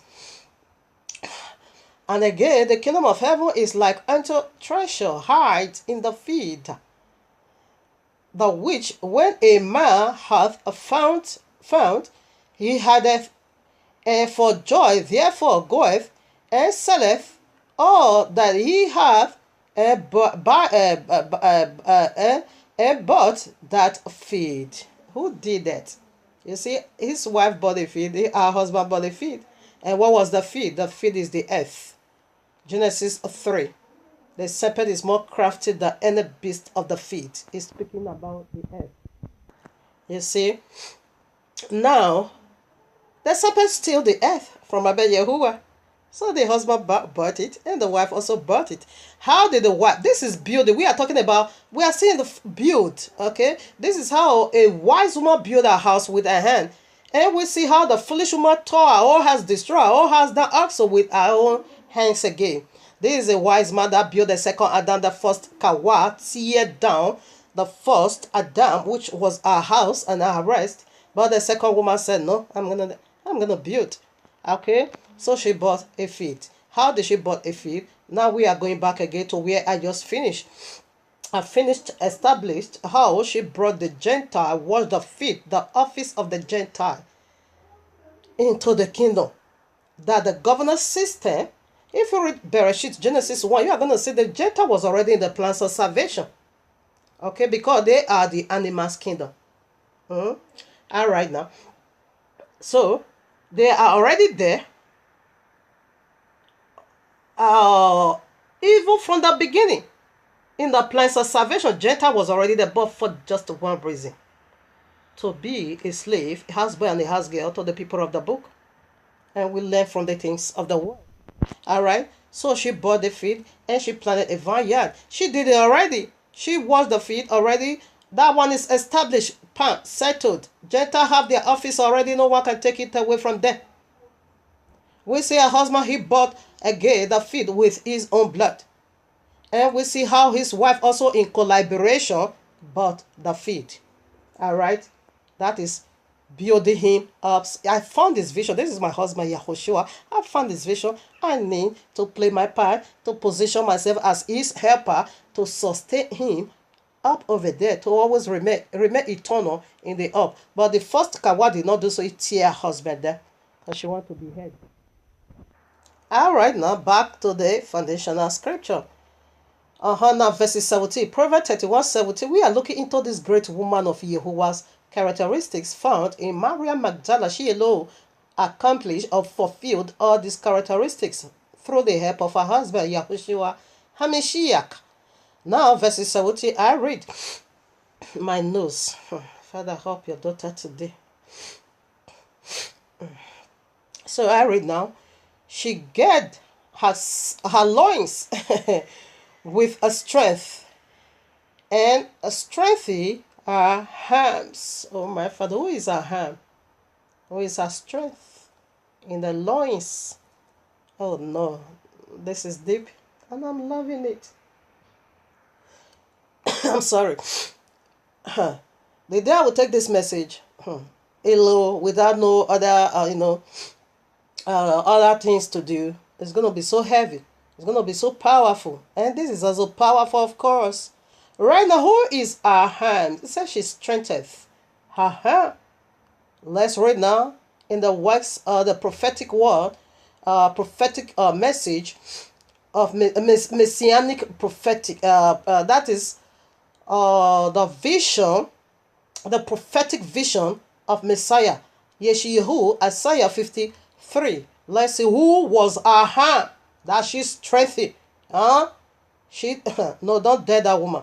Of course, I know who she is. Now I read. Who hath believed our report?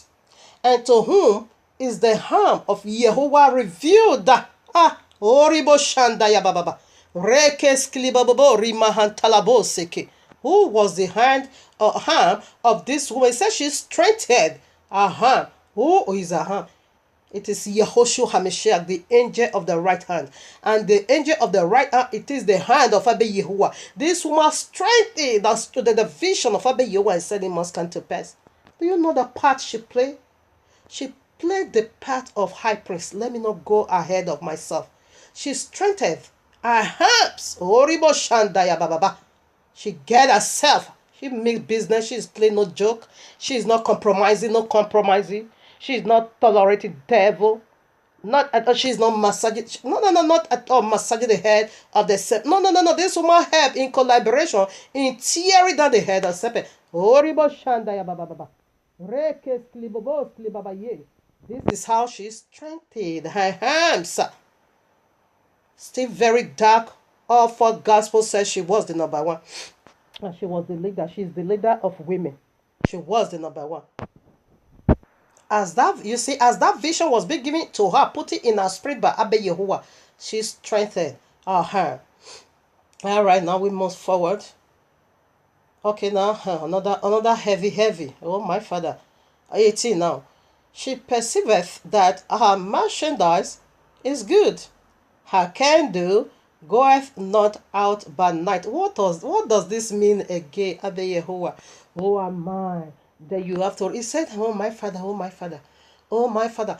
He said, blessed is your eyes. And it has pleased also Abba Yahuwah to reveal all these things that the righteous, the self-righteous, self-prophet made, what they long for. But it has pleased Abba Yahuwah's heart to reveal it to babies. I'm just a baby before this vision. It's heavy. This vision, hospitable. So right now, let's also see how her candle never goes out in the night. Oh my Father.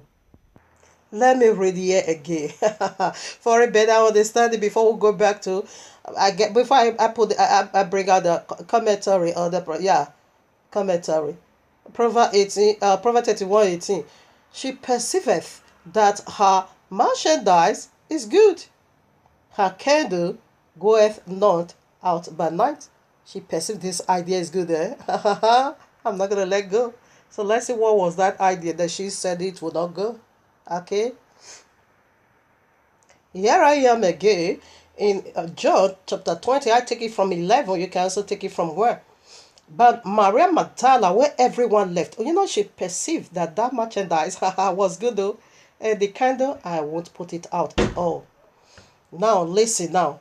But Maria stood without at the sepulchre weeping. And as she wept and stepped down and looked into the sepulchre and seeth two angels in white sitting, the one at the head and the other at the feet, where the body of Yahuashua had lain. And they say unto her, Woman, why weepest thou? She saith unto them, Because they have taken away my Adonai, and I know not where they have led him. This is still in the night, okay? Say, I can't do, go ahead not in the night.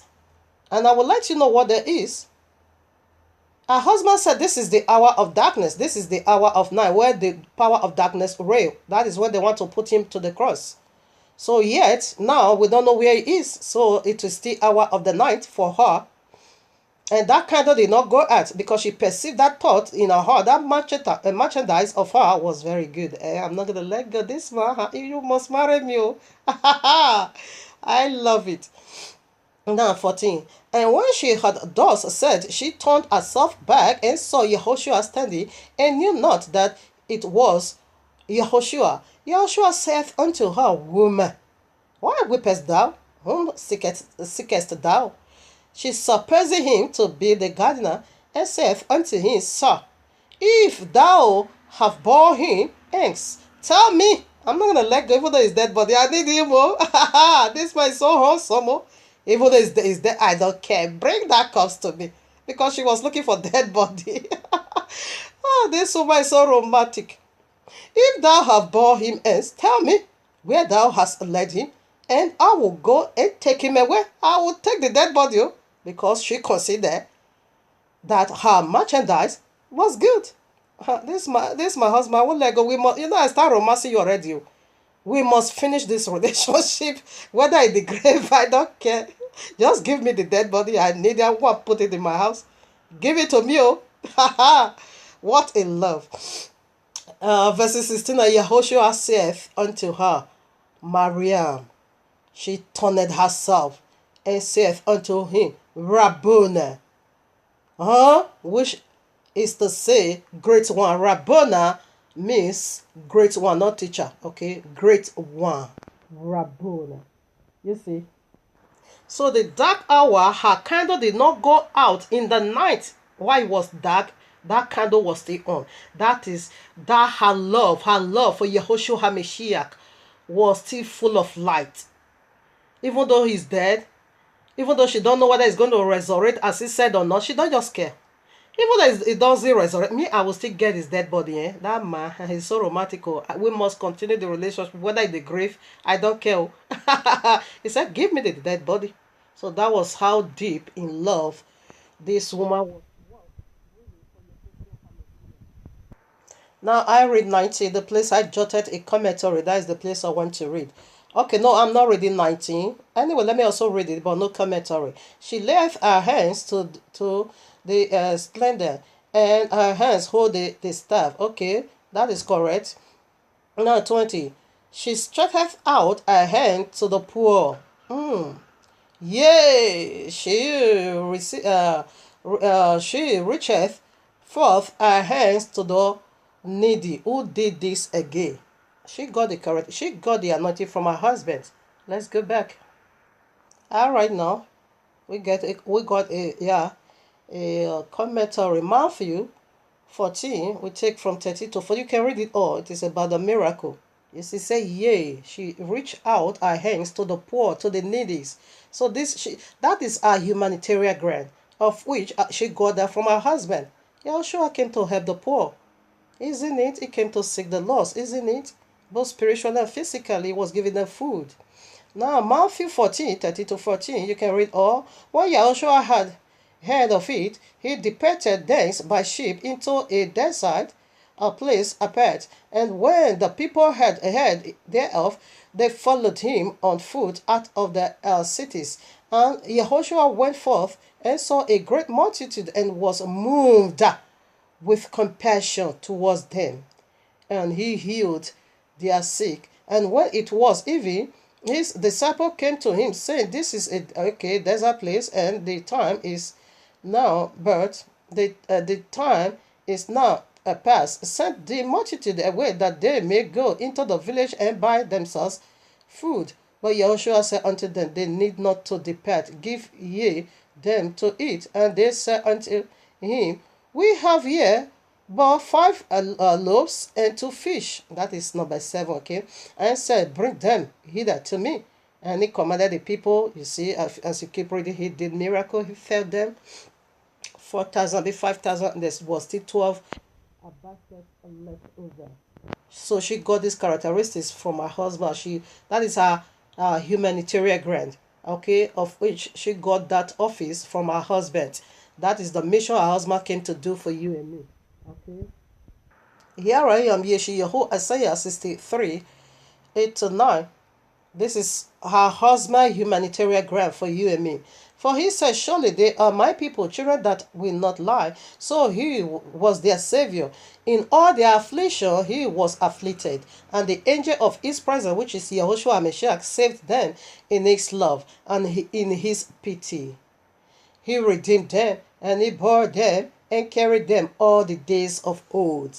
This is where she got it. Just sit down. You know, Yahuashua is a man. He have a penis, of course. He is fulfilling what the first Adam, lost. Okay? So in part 2, we're also going to unveil the mystery of the 6 pot. This first miracle was releasing.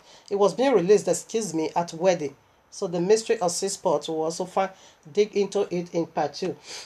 And now, he is fulfilling what the first Adam lost. First Adam was a husband and a father, isn't it? And from his side, Abiyawa brings out his wife. And the side of Yahuashua HaMashiach needs not to be pierced, but it was also be pierced, fulfilling. There, his wife also comes. Okay? That is the office of his wife. Alright? So it's also going to be, a husband, have a penis, he was circumcised, isn't it? It's going to be a husband and a father, of course. And the wife that was qualified, that is qualified eternal, it is Mary Magdalene. She really played a part of a helper. I bet you once I declared the head from the beginning. Yahuashua cannot come before his father is going to be looking for wives for him. No, he already prepared this wife for him. Okay, so that is why I keep saying, don't be surprised when he is coming with his wife, and don't be surprised when you see him with a woman. It is his wife. The dignity of his wife, that is what we are unveiling. He said, wherever the gospel of this kingdom is preached in all over the world, what she did for me is also going to be told in memorial of her. I love Catholic in some way, talking about Mariam, but I hate them more in giving glory to Maria. I hate them for that reason. Okay? It's good to talk about the glory of a woman, but don't say she's what did they call her? I don't know. That you can go through her to the Messiah. That is total wickedness. Okay, now here we are in verse 31 to the foundational scripture, Proverbs 31. She is not afraid of the snow. Here is her divinity, but her divinity more where Yahuwah have covenant with. That is the letter E. Right now, I want to see her divinity. Then not this woman, she's the wife of Yahuashua HaMashiach. Yahuwah just put it here in anticipation for we to have a clue how powerful this woman is also going to be. Just like her husband. Because it said, let them take dominion. In Genesis Bereshit 1, this is the glory of the first woman, but she lost it. Maria Magdala is her office now, eternal. Because she's also going to be having a kingdom. She's goddess. She's going to be having a kingdom like her husband. A throne here on earth like her husband. It said let them rule. Both 50-50. Even though Yahuashua gave her 50 hand to rule, 50 chance or 50%, let us rule 50-50. This woman will do it to the glory of Yahuwah. He will not do him never evil. Never. She's still going to be bowed down. That's what we are going to see when we come to the letter D. Let me just continue. Keep going on. All right now, 21. She is not afraid of the snow. Okay, for her household. That is the Yazrael. For all her household are clothed with scarlet. All now include the Gentile. All of them is cloth with scarlet. What is scarlet? What's of redemption? Oh no, Abiyewa, this is heavy on me. My head is making pum pum pum. It's heavy. So I just wanted to remember these two key words. There is a two key word here. She's not afraid of snow. What is snow? We will check that now in Matthew. She clothed all her household with scarlet. Okay, so watch out for that now. First of all, we want to see what the snow is. Here I am, Matthew 24, 24:20, that she's not afraid of. It says she's not afraid of snow, okay, for her household. And for she has already clothed all her household with scarlet. Oh no, this is heavy. I read now Matthew 24:20. But pray ye that your flight be not in the winter. The winter is snow. Neither on the Shabbat. It is judgment. She is not afraid of judgment. Winter, it means judgment. She is not afraid at all. Okay, she is not afraid of winter. Because why? She already clothed her household with scarlet. What is scarlet, people? Let's prove that again. She is not afraid in the days of judgment at all, because everyone around her is already being saved. Why should ordinary woman be described in this manner? Why should the author of Proverbs just sit there and be describing an ordinary woman? No, this is Yahushua's wife in anticipation, okay? You know, this woman clothed her household, all of them, both the Gentiles and the 14 tribes, with scarlet. Okay, so what is scarlet? This is her divinity, and I will show you how she did it. Okay, I want to first of all prove to you what scarlet is. It makes the words of redemption. Here I am, Matthew 27:28. And they stripped him and put on him a scarlet robe. Okay, while he was going to the cross, when you also go to, I think, Leviticus or so. Yeah, no, Exodus, excuse me. Exodus, read from 26 to the end. You're going to see all the temple scarlet. And scarlet, you're going to find out scarlet was the works of redemption. Okay, I will put some more to you, but for your homework, you can take it from 26 or so. Yeah, 26 way down to 40. Even before you get there, you yourself you stop already, because you're going to find it everywhere. It is the word. It represents blood of atonement. Okay, it represents Calvary, the blood of Yahuashua cover us all, and that is what this woman used to cover both her household and all her household all. Okay, including Gentile that is also coming to the kingdom, they are saved. In the days of Sharia law, they are saved, because Matthew 24 refers to the anti-Messiah when he's going to terrorize the whole world for 3.5 years. They are saved. They have no fear. Okay? Even though they die, they will not take the mark of the beast. She's not afraid because she taught them already. She played her part already. Let's see how she covered them. That is what we are going to see now. First of all, let's see unveil more what scarlet is. All right, now here I am, Bereshit, Genesis 38:27. And it came to pass that in the time of her travail, that behold, twins were in her womb. And it came to pass when she travailed that the one put out his hand, and the midwife took and bind upon his hand a scarlet thread, saying, This came out first. This is the lineage where Yahuashua came from. Scarlet means redemption. Okay. All right, now Joshua chapter 2 verses 18. Behold, when we come into the land, thou shalt bind this line of scarlet thread in the window which thou didst let us down by, and thou shalt bring thy father and thy mother and thy brothers and all thy father's household home unto thee. You see, say put scarlet thread. When we see this, when destruction was about to overtake Jericho, scarlet thread was the sign in the window, and said, "This is where this lady are." I think Rahab or so, yeah. So it makes redemption, salvation. So now let us go into her divinity. How did she use now scarlet to cover her household first? Later now say all her household, including the male servant and the female servants. Okay, including the male and the female servants. Okay, the houseboy and the house girl. All of them is saved. Even in Sharia law, they are untouchable. Listen, how did she did it? Played out in the life of her husband in Judgment Day. Right now, here I am, Matthew 27. I tell you, this first alphabet is very heavy. The E is also heavy. Matthew 27, I take it 6 to 13. Now, when Yahuashua was in Bethany, in the house of Simeon the leper, then came unto him a woman having an alabaster box of very precious ointment, and poured it on his head as he sat at meat. On his head. How can that be?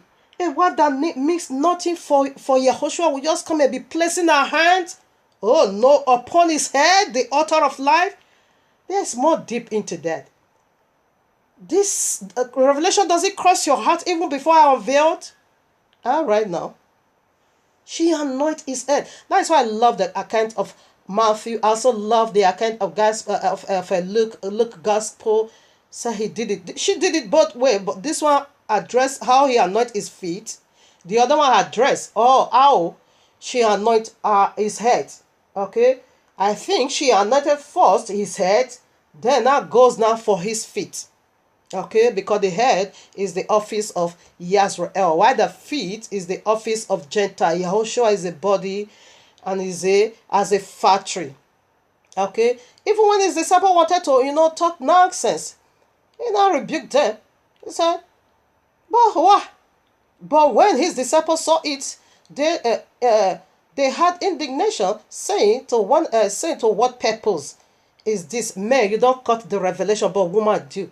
For the ointment might have been sold for much and given to the poor. Yahuashua said, I believe I low. You don't know what is going on over here. When Yahuashua understood it, he said unto them, why trouble ye the woman? She's doing something powerful here, you know. Yes, woman is the helper.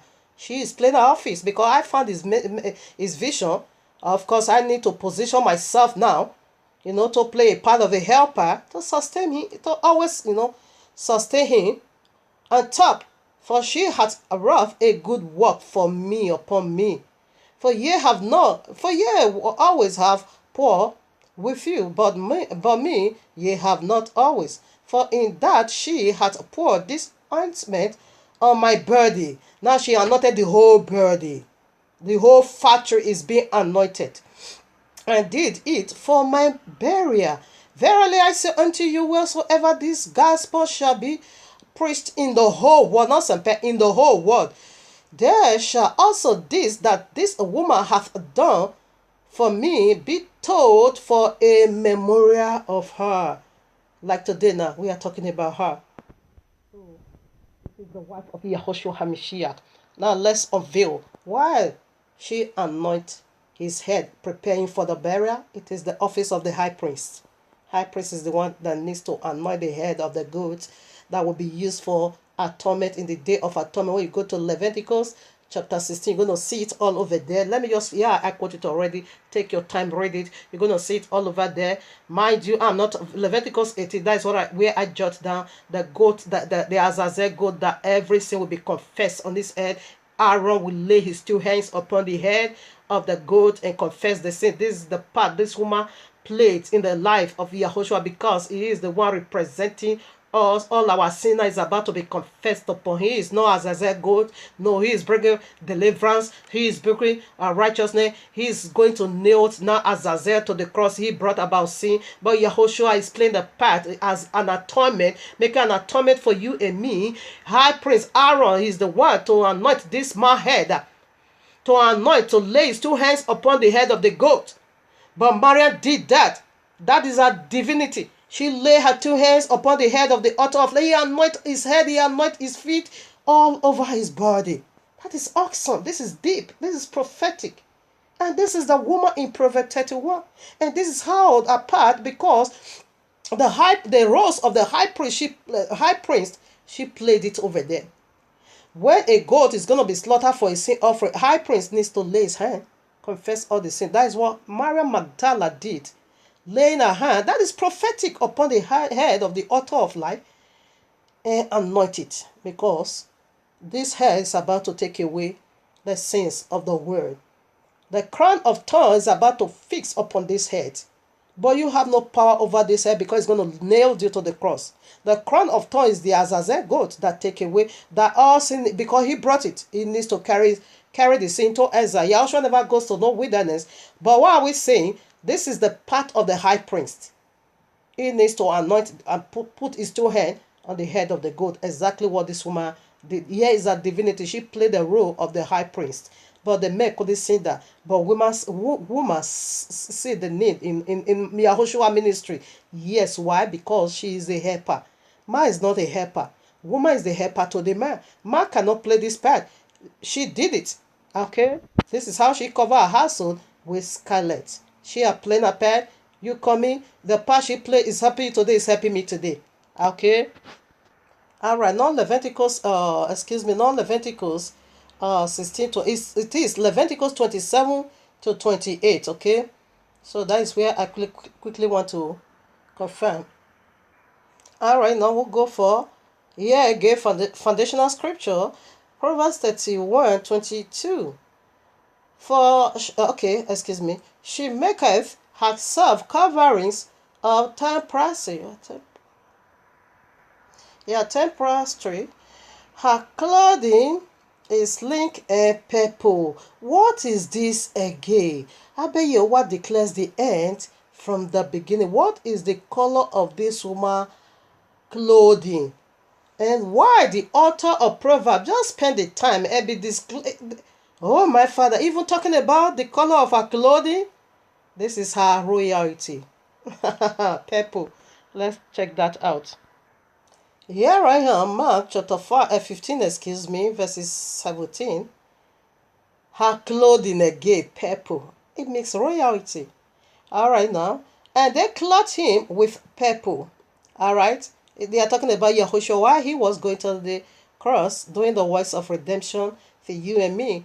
The account of Mark stated they put purple on him, but to my best understanding, they first of all put purple because he is a king and his wife is a queen.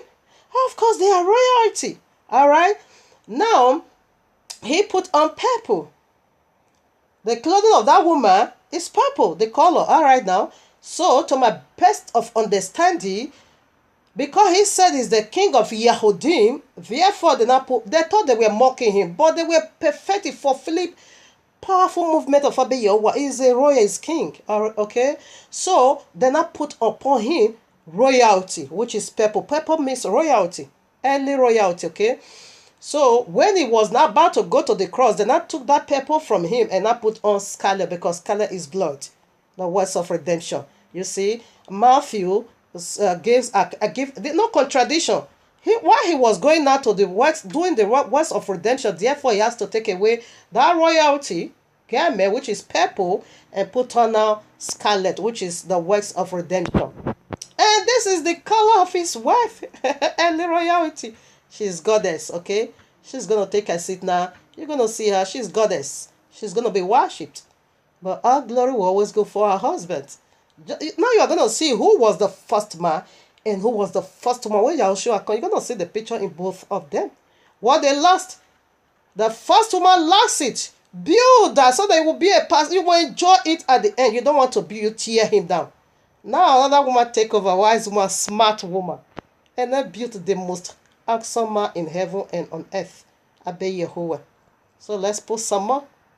Another confirmation here from our husband account. John chapter 19 verses 2.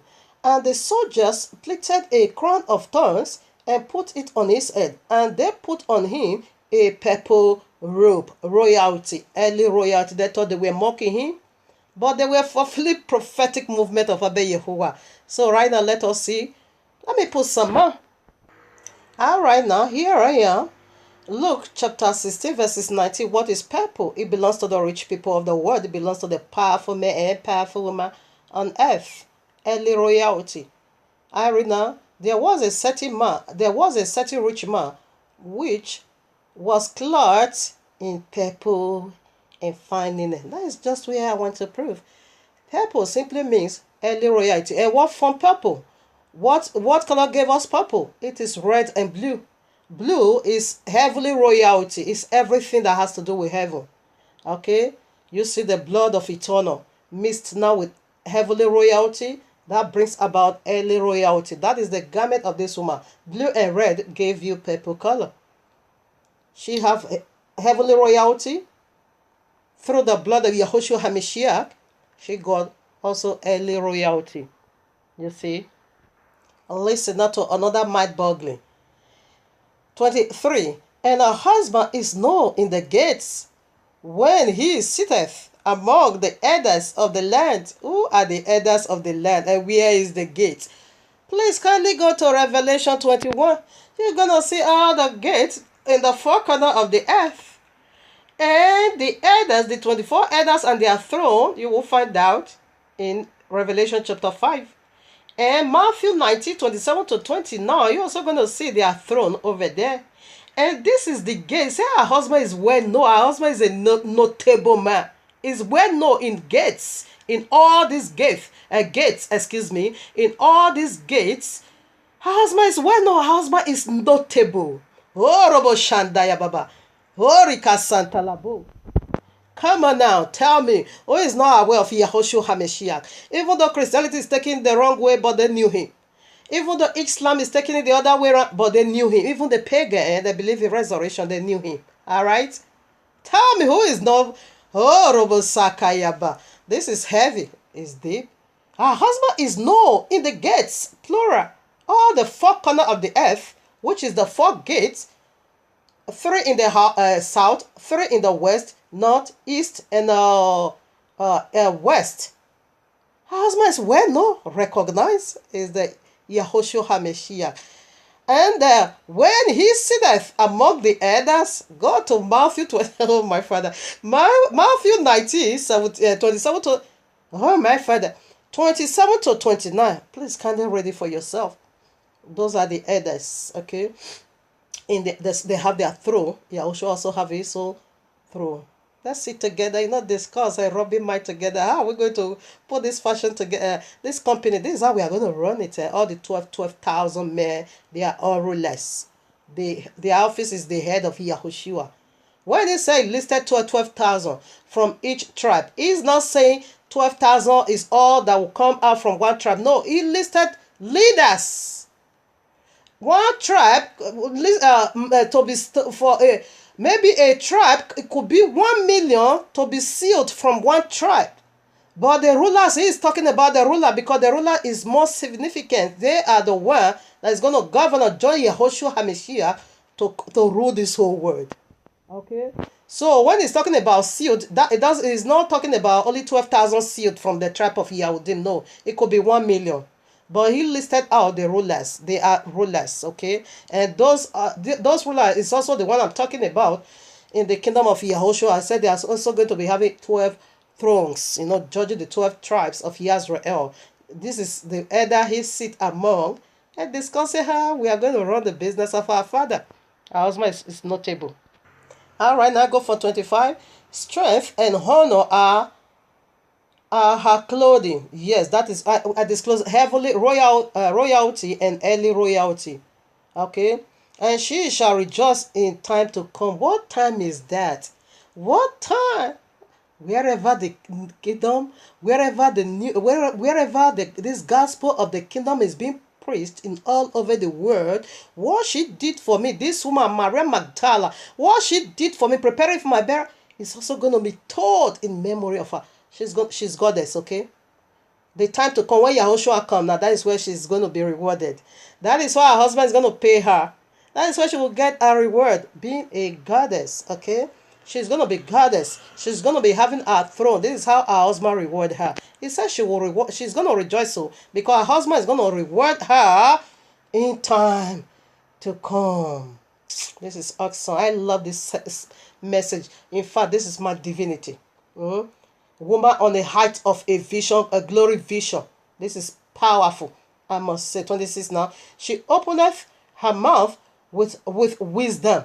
Not the first woman. That one is she's a foolish woman. In her tongue is the law of kindness.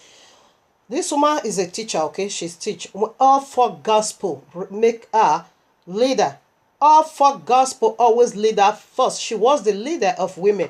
And she's, Yahushua had both sides. The right hand side is the office of Maria, while the left hand side is the office of all the women of Israel, including Gentiles. And Maria Magdala is the one that is going to be leading and teaching them all to do what? How to handle husband.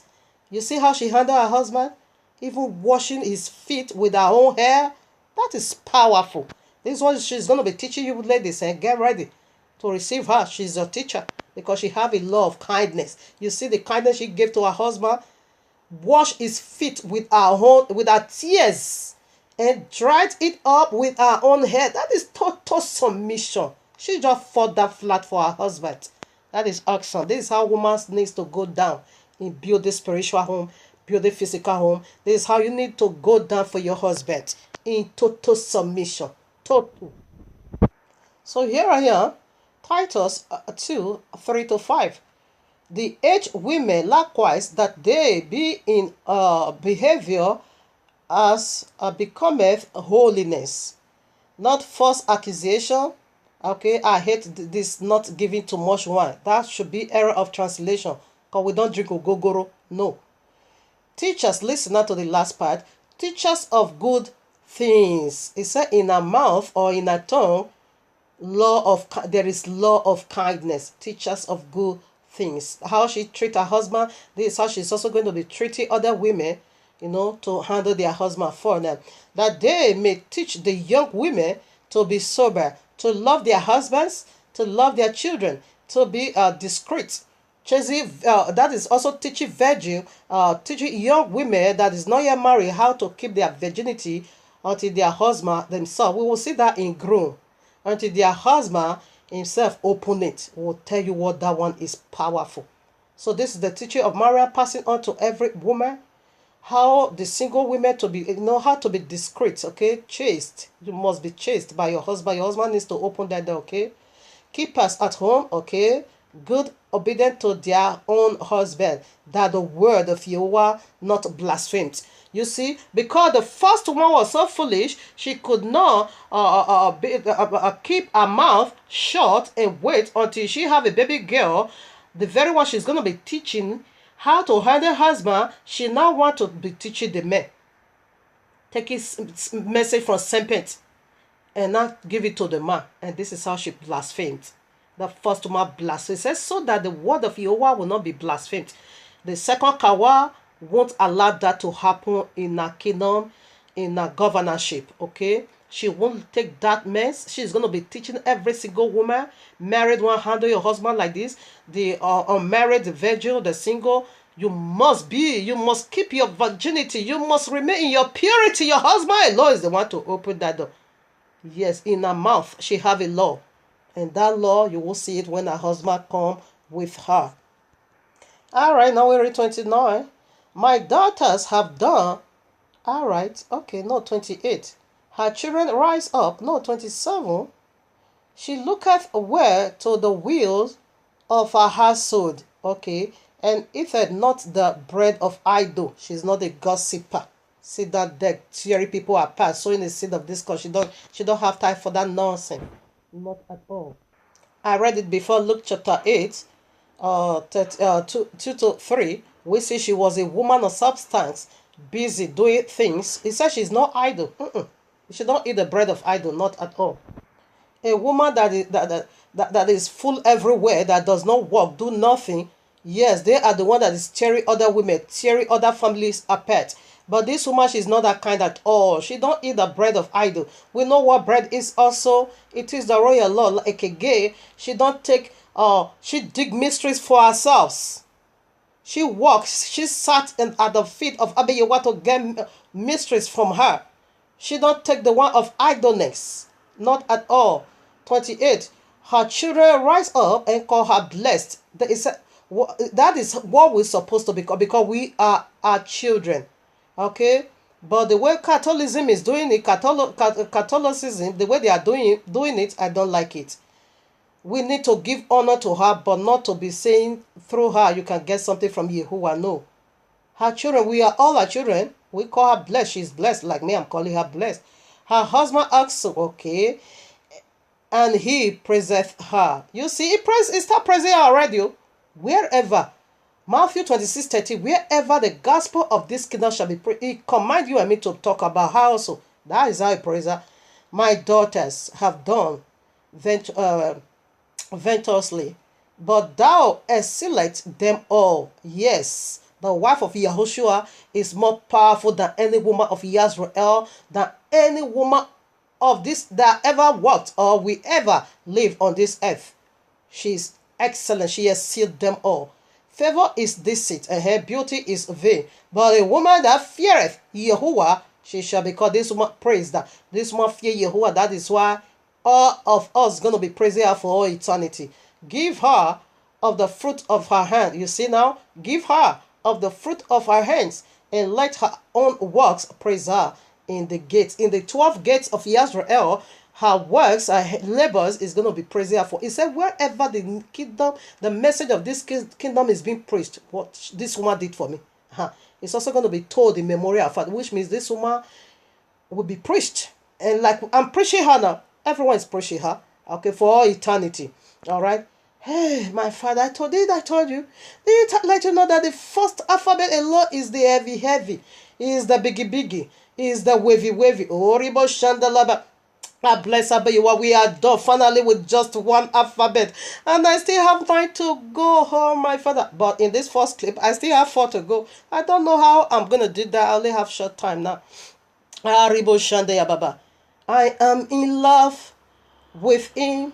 I'm so in love. I'm deep in love. I'm drunk in love with him. I am in love. Orobo Shantaya Baba. I am in love with my Abba Yahuwah. I'm in love, eternal, with him. So right now, let's proceed to the second alphabet. That simply go for arrow. What does that stand for? Another heavy. So you see already, this is why the author of Proverb just spent his time in describing this just one unique woman. She's the wife in anticipation. She's the wife of Yahuashua HaMashiach. Of course, her husband is powerful. The wife also needs to be powerful. She needs to be talked about. Just the way we talk about Yahuashua HaMashiach, that is how we're also going to be talking about his wife, because they both what? To the glory of Abba Yahuwah. So now let's proceed to the second alphabet. Oh yes, the bride is ready, waiting for her husband now. I'm ready, oh. I'm waiting for Yahuashua HaMashiach. So right now, family, well, what did the second alphabet good for? Family, make sure you listen. I think I'm going to establish two alphabets in this very first clip. So the second one, I'm going to upload them both together.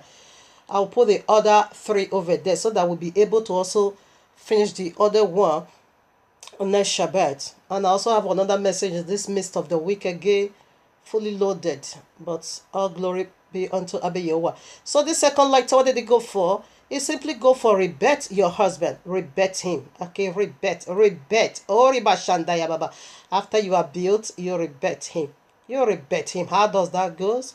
So right now, let us get a precept. This one is not much heavy, but it's also a unique vision, but it's easy. First of all, let us take a message from Nicodemus. He said, Nicodemus, rebet your husband, okay? How are you going to do this? Nicodemus also has the same question. Here I am, John 3, 3 to 5. Yahuashua answered and said unto him, Verily, verily, I say unto you, except a man be born again, you must rebet your husband, okay? Except a man be born again, he cannot see the kingdom of Yahuwah. Nicodemus said, How? Nicodemus saith unto him, How can a man be born again? How can a man be born when he is old? I'm an old man. How are you going to rebet me now? Can he enter the second time into his mother's womb and be born? All right now. How are you going to? Is he going to enter your womb before you can rebet him? Let's check it out. Here I am, 1 Timothy. It's like he have the answer for you and me. You see, when you 1 Timothy chapter 2, 11 to 15, when you take it from 11 to 14, you're going to see something of rebuke over there of the first woman. Why? Because she rebelled her husband in a very demonic way. In a very satanism way. Okay? So that brings about shut up woman before because she don't rebel him well. Okay? So right now, let us see how she's going to be saved from that wickedness she did. She rebelled him because Abba Yahuwah gave birth to the first man. So they said the first woman wanted to rebirth her husband, but she not did it in a very demonic way. So that brings about shut up your mouth, woman. Don't speak to the man, okay? Don't command him what to do. Shut up. You talk too much. Read verses 15. Now verses 15. After rebuked of the first woman, listen now to what the second woman, Kawa, is going to be doing for her husband. Listen now. Notwithstanding, she shall be saved in childbearing, if they continue in faith and charity and holiness with sobriety. No, listen. He said, this is how you are going to be saved, though. If you in childbearing. Only childbearing. So you want to, what does that has to do? Okay, you are pregnant and you want to deliver. Deliver now. So what is the meaning of that? No, he's not talking about that. Let's see, he's talking about how now you're going to rebirth your husband. How? Let's watch. All right, here I am, Luke chapter 1. We start the rebirthing of your husband. Okay, the second Adam was being, not created like Abba Yahuwah did before, but this way a woman needs to, to rebirth that vision. Okay, that vision needs to come alive, even though it was being killed, dead, destroyed in Genesis 3. But still, woman needs to bring it alive. Rebirth your husband. I'm going to take this very light because this one is also going again for her divinity. That is the last lecture. All right, now when the angel came to the woman, okay, now I'm going to read, okay, 28. And the angel came unto her and said, Hail, thou that art highly favored, Yahuwah is with thee, blessed art thou among all women. All right now, simple like as that. So she was afraid. What kind of greeting is this? The angel picked it up again and said unto her, Fear not, Mariam, for thou hast found favor with Yahuwah. She said, okay. And behold, thou shalt conceive in thy womb and bring forth a son, and thou shalt call him Yahuashua, and he shall be great. Okay, and he's giving him the vision of this very man. All right now. Now let's hear what Maria said. 34. And she said unto the angel, how shall this be? See, I know not a man. And the angel now gave him a link out of Havrea, how it's going to be done. So how did she rebut that vision now? What did she do? Listen now. All right now. Behold, okay, 27 now. All right now, 29. And Maria said, behold, the handmaid of Yahuwah, be it unto me according to thy word. And the angel departed from me. That is agreement. She agreed with Abba Yahuwah to rebut that vision. Let it be, even though I don't have what it is, I'm so powerless, I'm not fit to carry this. Okay, let it be as you have said. I don't have what it takes at all. And my voice is bad to sing. But let it be as you give me the vision. Let it be so. Agreement number 1. I just want to throw this picture. So let's go to you and me now. How do we need to rebirth our husband? All right, now in consummation, Revelation 12:1, excuse me. And there appeared a great wonder in heaven, a woman clothed with the sun and the moon under her feet, and a crown of 12 stars upon her head. All right, now she was pregnant with Yahuashua HaMashiach. Of these last days, we are rebirthing the mystery, the mystery, the vision of Abba Yahuwah. This is all we need to do. All right. Where is it? 3. No, 2. And she, being with child, cried, travailing in birth and pains to be delivered. All right. Rebirthing is tough. It said this is the only way you are going to be saved. Okay. In childbearing. Now 4. And she, okay, of the dragon that wanted to devour, because dragon wanted this woman to give birth in his own way, but Abba Yahuwah said no, or he wanted to devour. Yeah, he wanted to devour because this woman is already pregnant. He wanted to devour that child, but that child was being cut, and he did cast. Okay, not there. I'm not looking for there. Okay, now before the woman, which was ready to be delivered to devour a child as soon as she was born, and she brought forth a male child, yes, who was to rule all nations with a rod of iron, and a child was caught up unto Yahuwah and to his throne.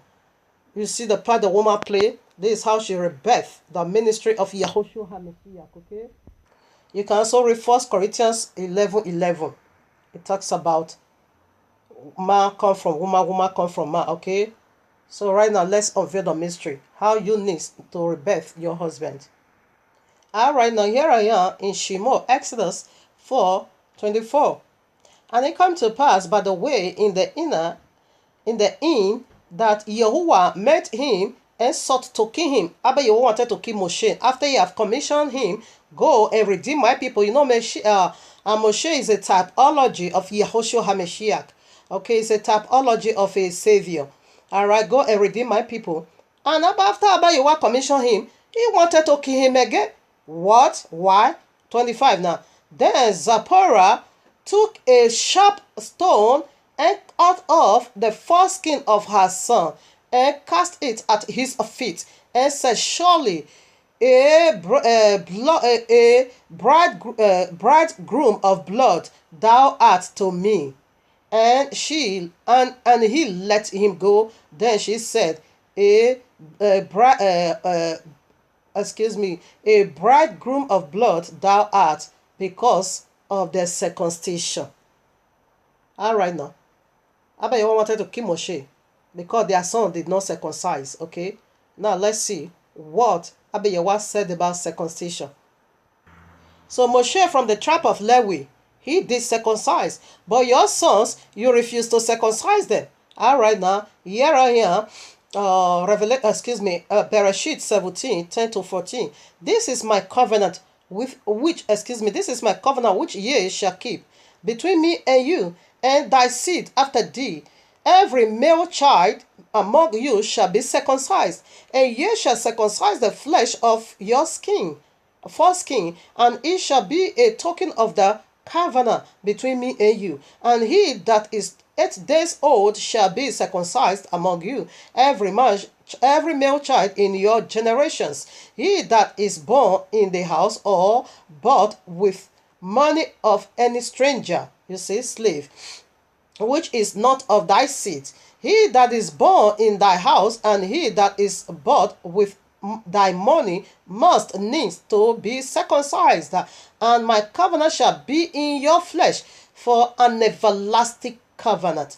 And the uncircumcised man child, whose flesh is of whose flesh of his foreskin is not circumcised, that soul shall surely be cut off from his people. He hath broken my covenant. What covenant Abba Yahuwah was fulfilling? He promised Father Abraham, I'm going to give your children this land. Okay. Now, Moshe, as a typology, you are going out representative of Yahuwah. You are going now to bring them out and bring them into that good land Abba Yahuwah promised his friend Avram. Yet you are doing it with uncircumcised body. Your own son, your own firstborn, your own son, whether first or last, needs to be circumcised.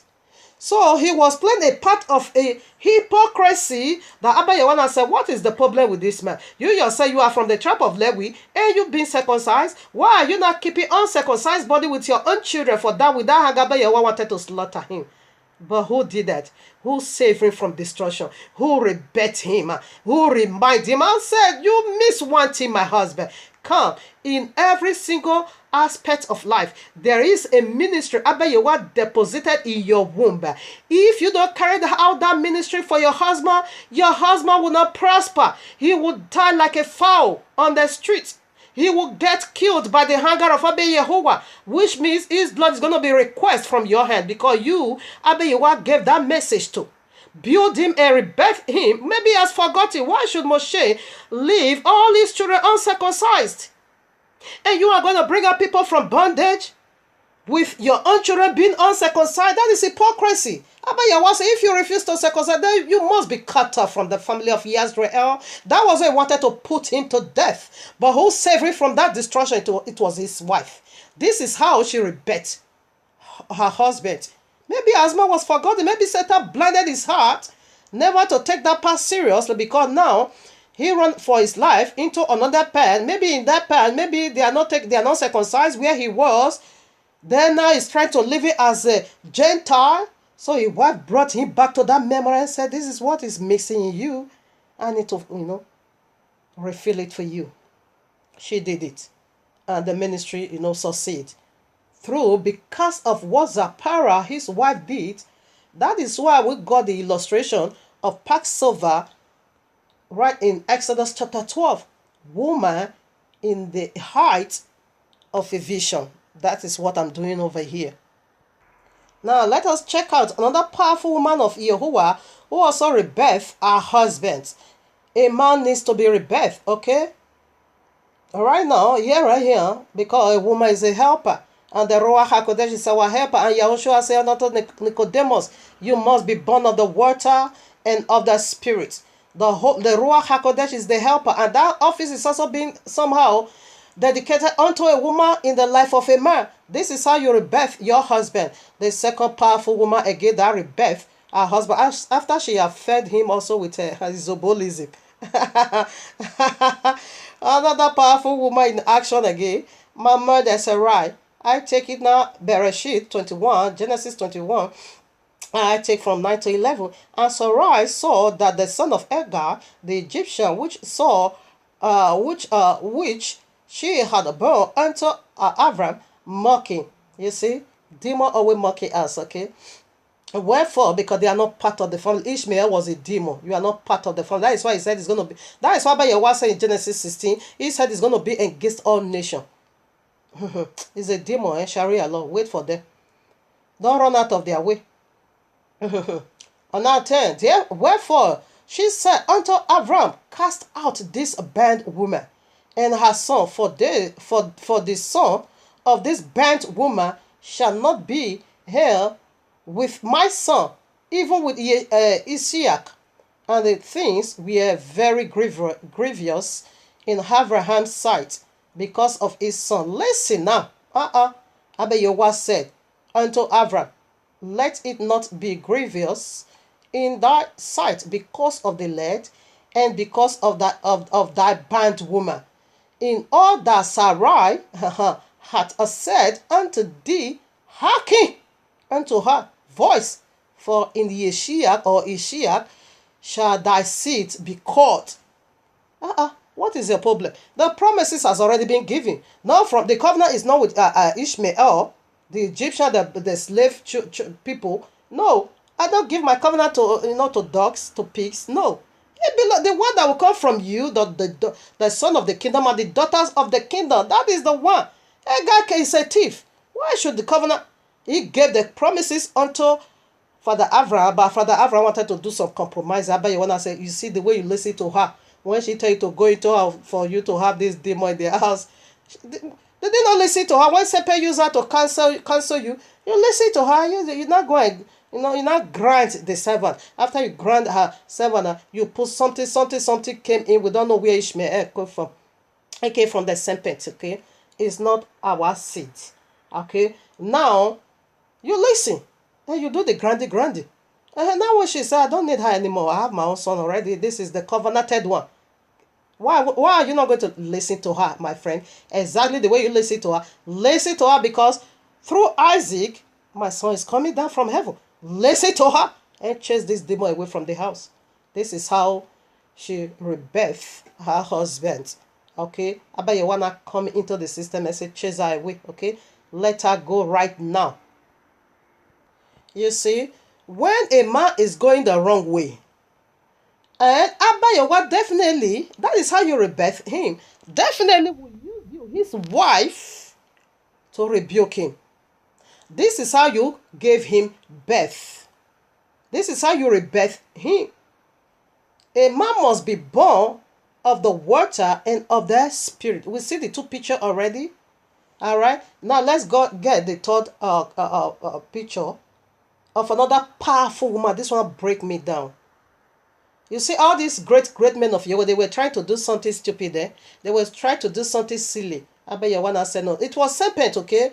Moshe know that circumcision, it is vital. He knew what it is. It makes eternal. It makes eternal that you, number 8, where every iniquity will be, done away with. You just neglect it.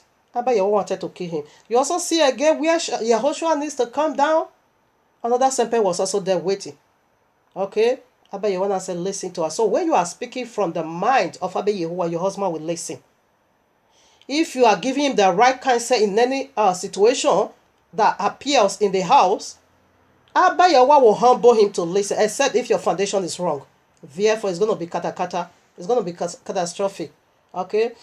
Now, let's see another powerful woman of Yahuwah on the move again in rebirth our husband. That will be now my mother again, Rebecca. All right, now read Bereshit 27. And it came to pass that when Yeshiach was old, and his eyes was dim, so that he could not see, he called Esau, his eldest son, and said unto him, my son.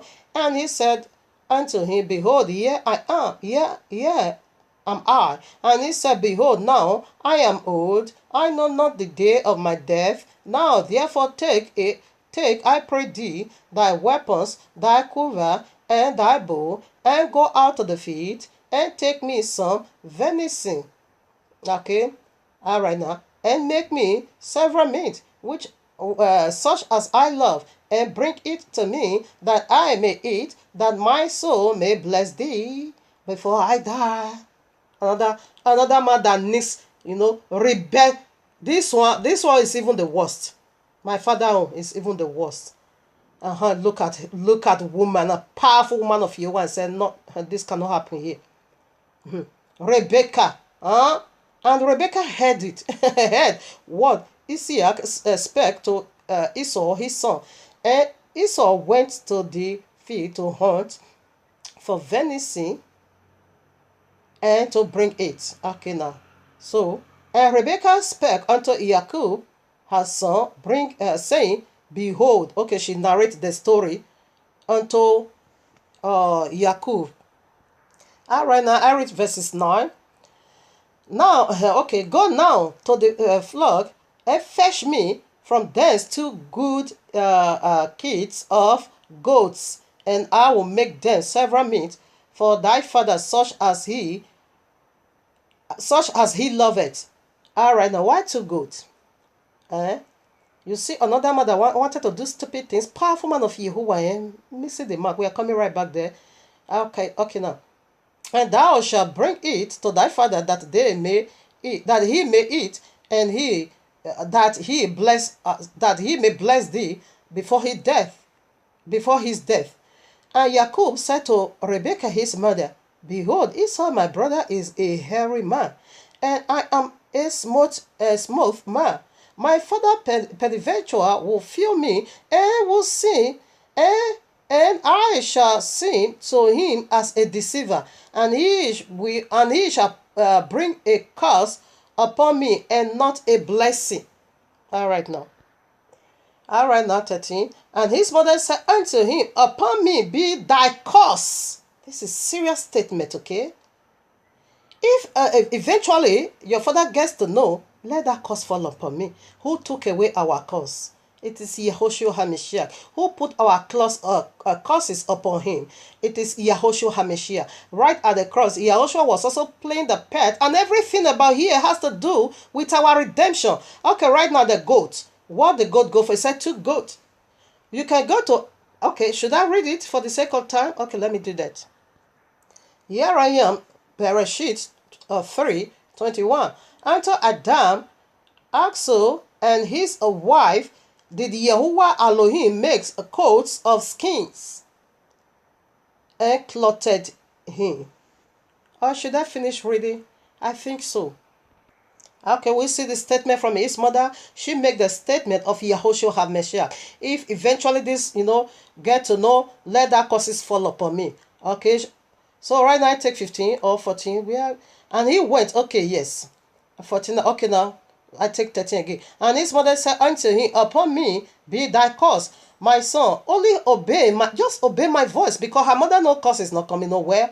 And go fetch me them. And he went and fetched and brought them to his mother, and his mother made several meat, and such as his father loved. Okay, and Rebekah took goodly garment of her eldest son Esau, which was with her in the house, and put them upon Jacob, her younger son. And she put the skin, and this is where I wanted to read before I go to Revelation, Genesis 30:21, the place I read before. And she put the skins of the kids of the goat upon his hands, and upon the smooth of his neck. Now, let me first of all comment there.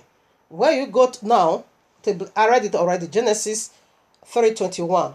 Why Abba Yahuwah used a skin, animal skin, to cover us? Okay, when that sin happened, why did he do that? It means covering from sin, it means covering from damnation. It means illustration of what Yahuashua is coming to accomplish at the end of it, or after in the 4,000 years, in the midst of the week. This is what is coming to do for us. But the goat or the lamb's blood and skin was just a substitute until Yahuashua comes. Okay, and we now see devil. Are you going to tell me that Esau is the son of Jacob? For me, it is not. There is a mystery there. Because why should Abba Yahuwah say Esau I hate and Jacob I love? Why should he say he hated the son of his servant? Isaac was the servant of Abba Yahuwah, powerful man of Yahuwah. But Isaiah just hated that firstborn. Yes, there is a mystery over there. That why he hated him, there is a mystery, okay? Before this happened, when you go to 25, Bereshit, Genesis 25, the prophecy, I'm going to read it. The prophecy was being given, okay?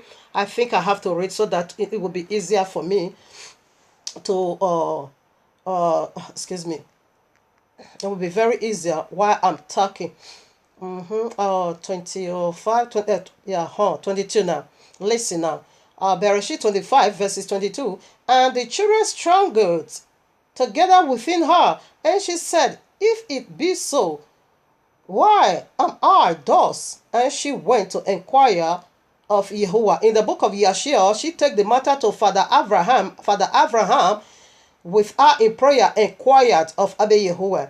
And Yahuwah said unto her, two nations are in thy womb, and 2 manner of people shall be separated from thy bowels, and the one people shall be stronger than the other people, and the elder shall serve the younger one. This is prophetic. You see, another man of Yahuwah neglected this prophecy and wanted to give this powerful movement of redemption to demon again. But the woman has said, if it that happen, I have to do my part, because the prophecy, her husband knows about it. This is a prophecy that has to do with Yahuashua lineage. Because from Yaakov, the 12 tribes is coming down. From Yaakov, the leaders of YAHUAH is going to be set here on earth. You want to give this one to pork and dog Esau? Esau's first son is called Eliphaz. Eliphaz simply means, God is my God. A man of the world that loves worldly things and sold his birthright. Yeah, he needs to sow, because that is who he is. That is the mystery over this. He said God is his God.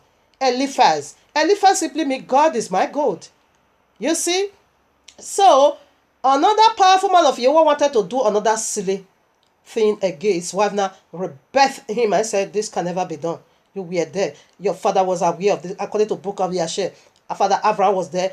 You were there. Everybody is aware of this prophecy that Esau is the one to serve the small. Yahuashua is the stronger man. Esau is the weaker man. Why are you giving the lineage of Yahuashua to Ishmael? Or for what? Through Yaakov, the leader is going to be sent from heaven. Angel will be ascending and descending. And Yahuashua recorded it in John chapter 151. Go and read it. The letter that came through Yaakov. You want to give this glory to Ishmael? That's why God is his God. So Rebecca was just acting in the light of the prophetic vision YAHUAH gave to her and her husband, the very one her husband neglected, that would have brought again another catastrophe to you and me. She stopped it and said, no way. If there will be any curses, let it be on me. Yahuashua said, let their curse be upon me. I'm taking their curses upon me. And she gave the several meat and bread which she had prepared unto the hand of her son Yaakov. Okay, and I bring it to and he came unto his father and said, my father. Okay, now the goat part. It take two. Why two goat? Why are you going to kill two goat? For what are you doing party? Only for the food for one man to eat? It is powerful illustration. Exodus, when you go there, chapter 12, when the illustration of Passover was being given unto us, YAHUAH said every household needs to take either sheep, either a lamb, either from goats, a year goat, exactly as we found it here, or from sheep. Go and read the chapter 12, okay? No time to do that. I will have loved to do it. When you also go now to, I think I'm going to read that. All right, now here I am, Exodus 29, 39. Family, I will continue now. After this one, I continue with the second clip. Make sure you follow the other 3 alphabets, okay? In the second clip. Now, 39. And one lamb thou shalt offer in the morning, and the other lamb thou shalt offer at evening. It represents the morning and evening oblation. That is the 2 goats which Rebecca killed and prepared for her husband. And if you go to Exodus 12, I quoted already, you're going to see, said this lamb of oblation, of illustration of Passover, you can take it from goats and you can take it from sheep, okay? But it must be 1 year old. That is the 2 killed morning and evening oblation Rebecca prepared for her husband, because we are speaking about Yahuashua HaMashiach over here. His kingdom, his coming, his lineage, his tribe. All is found in Yaakov. And you want to give all this glory to Ishmael. What did they call him? Esau, the very one YAHUAH hate?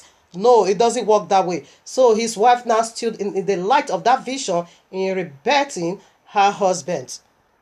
That is why when you go to Genesis 32, 24 to 28, that was the reason why YAHUAH changed his name, because he got that blessing, because the words of, you see, our forefather knew the power of pronunciation, power of words, procreation. Genesis chapter 1, YAHUAH speak, let there be, and it come to pass. Proverbs said there is power in this tongue. So this is what our forefather believed in those days, that they must give a word of blessing unto their children. Because YAHUAH said, let there be, and there was. Okay, so this was why he want to pronounce the word of blessing of the kingdom upon Yeshua, the very Yaakov, the very one that is going to carry the lineage, the DNA of Abba Yahuwah. But he wanted to do mistake again. So in light of that vision, his wife played a very powerful part. When you go to Genesis 20, because he now put the garment of Esau upon Yaakov. We don't need it. So that was why for him, as he was returning back for Babylon from Laban, okay, now children and wives, okay, therefore Yahuashua now appears to him and changes his name. He said, your name shall be called Yisrael. You have triumphed against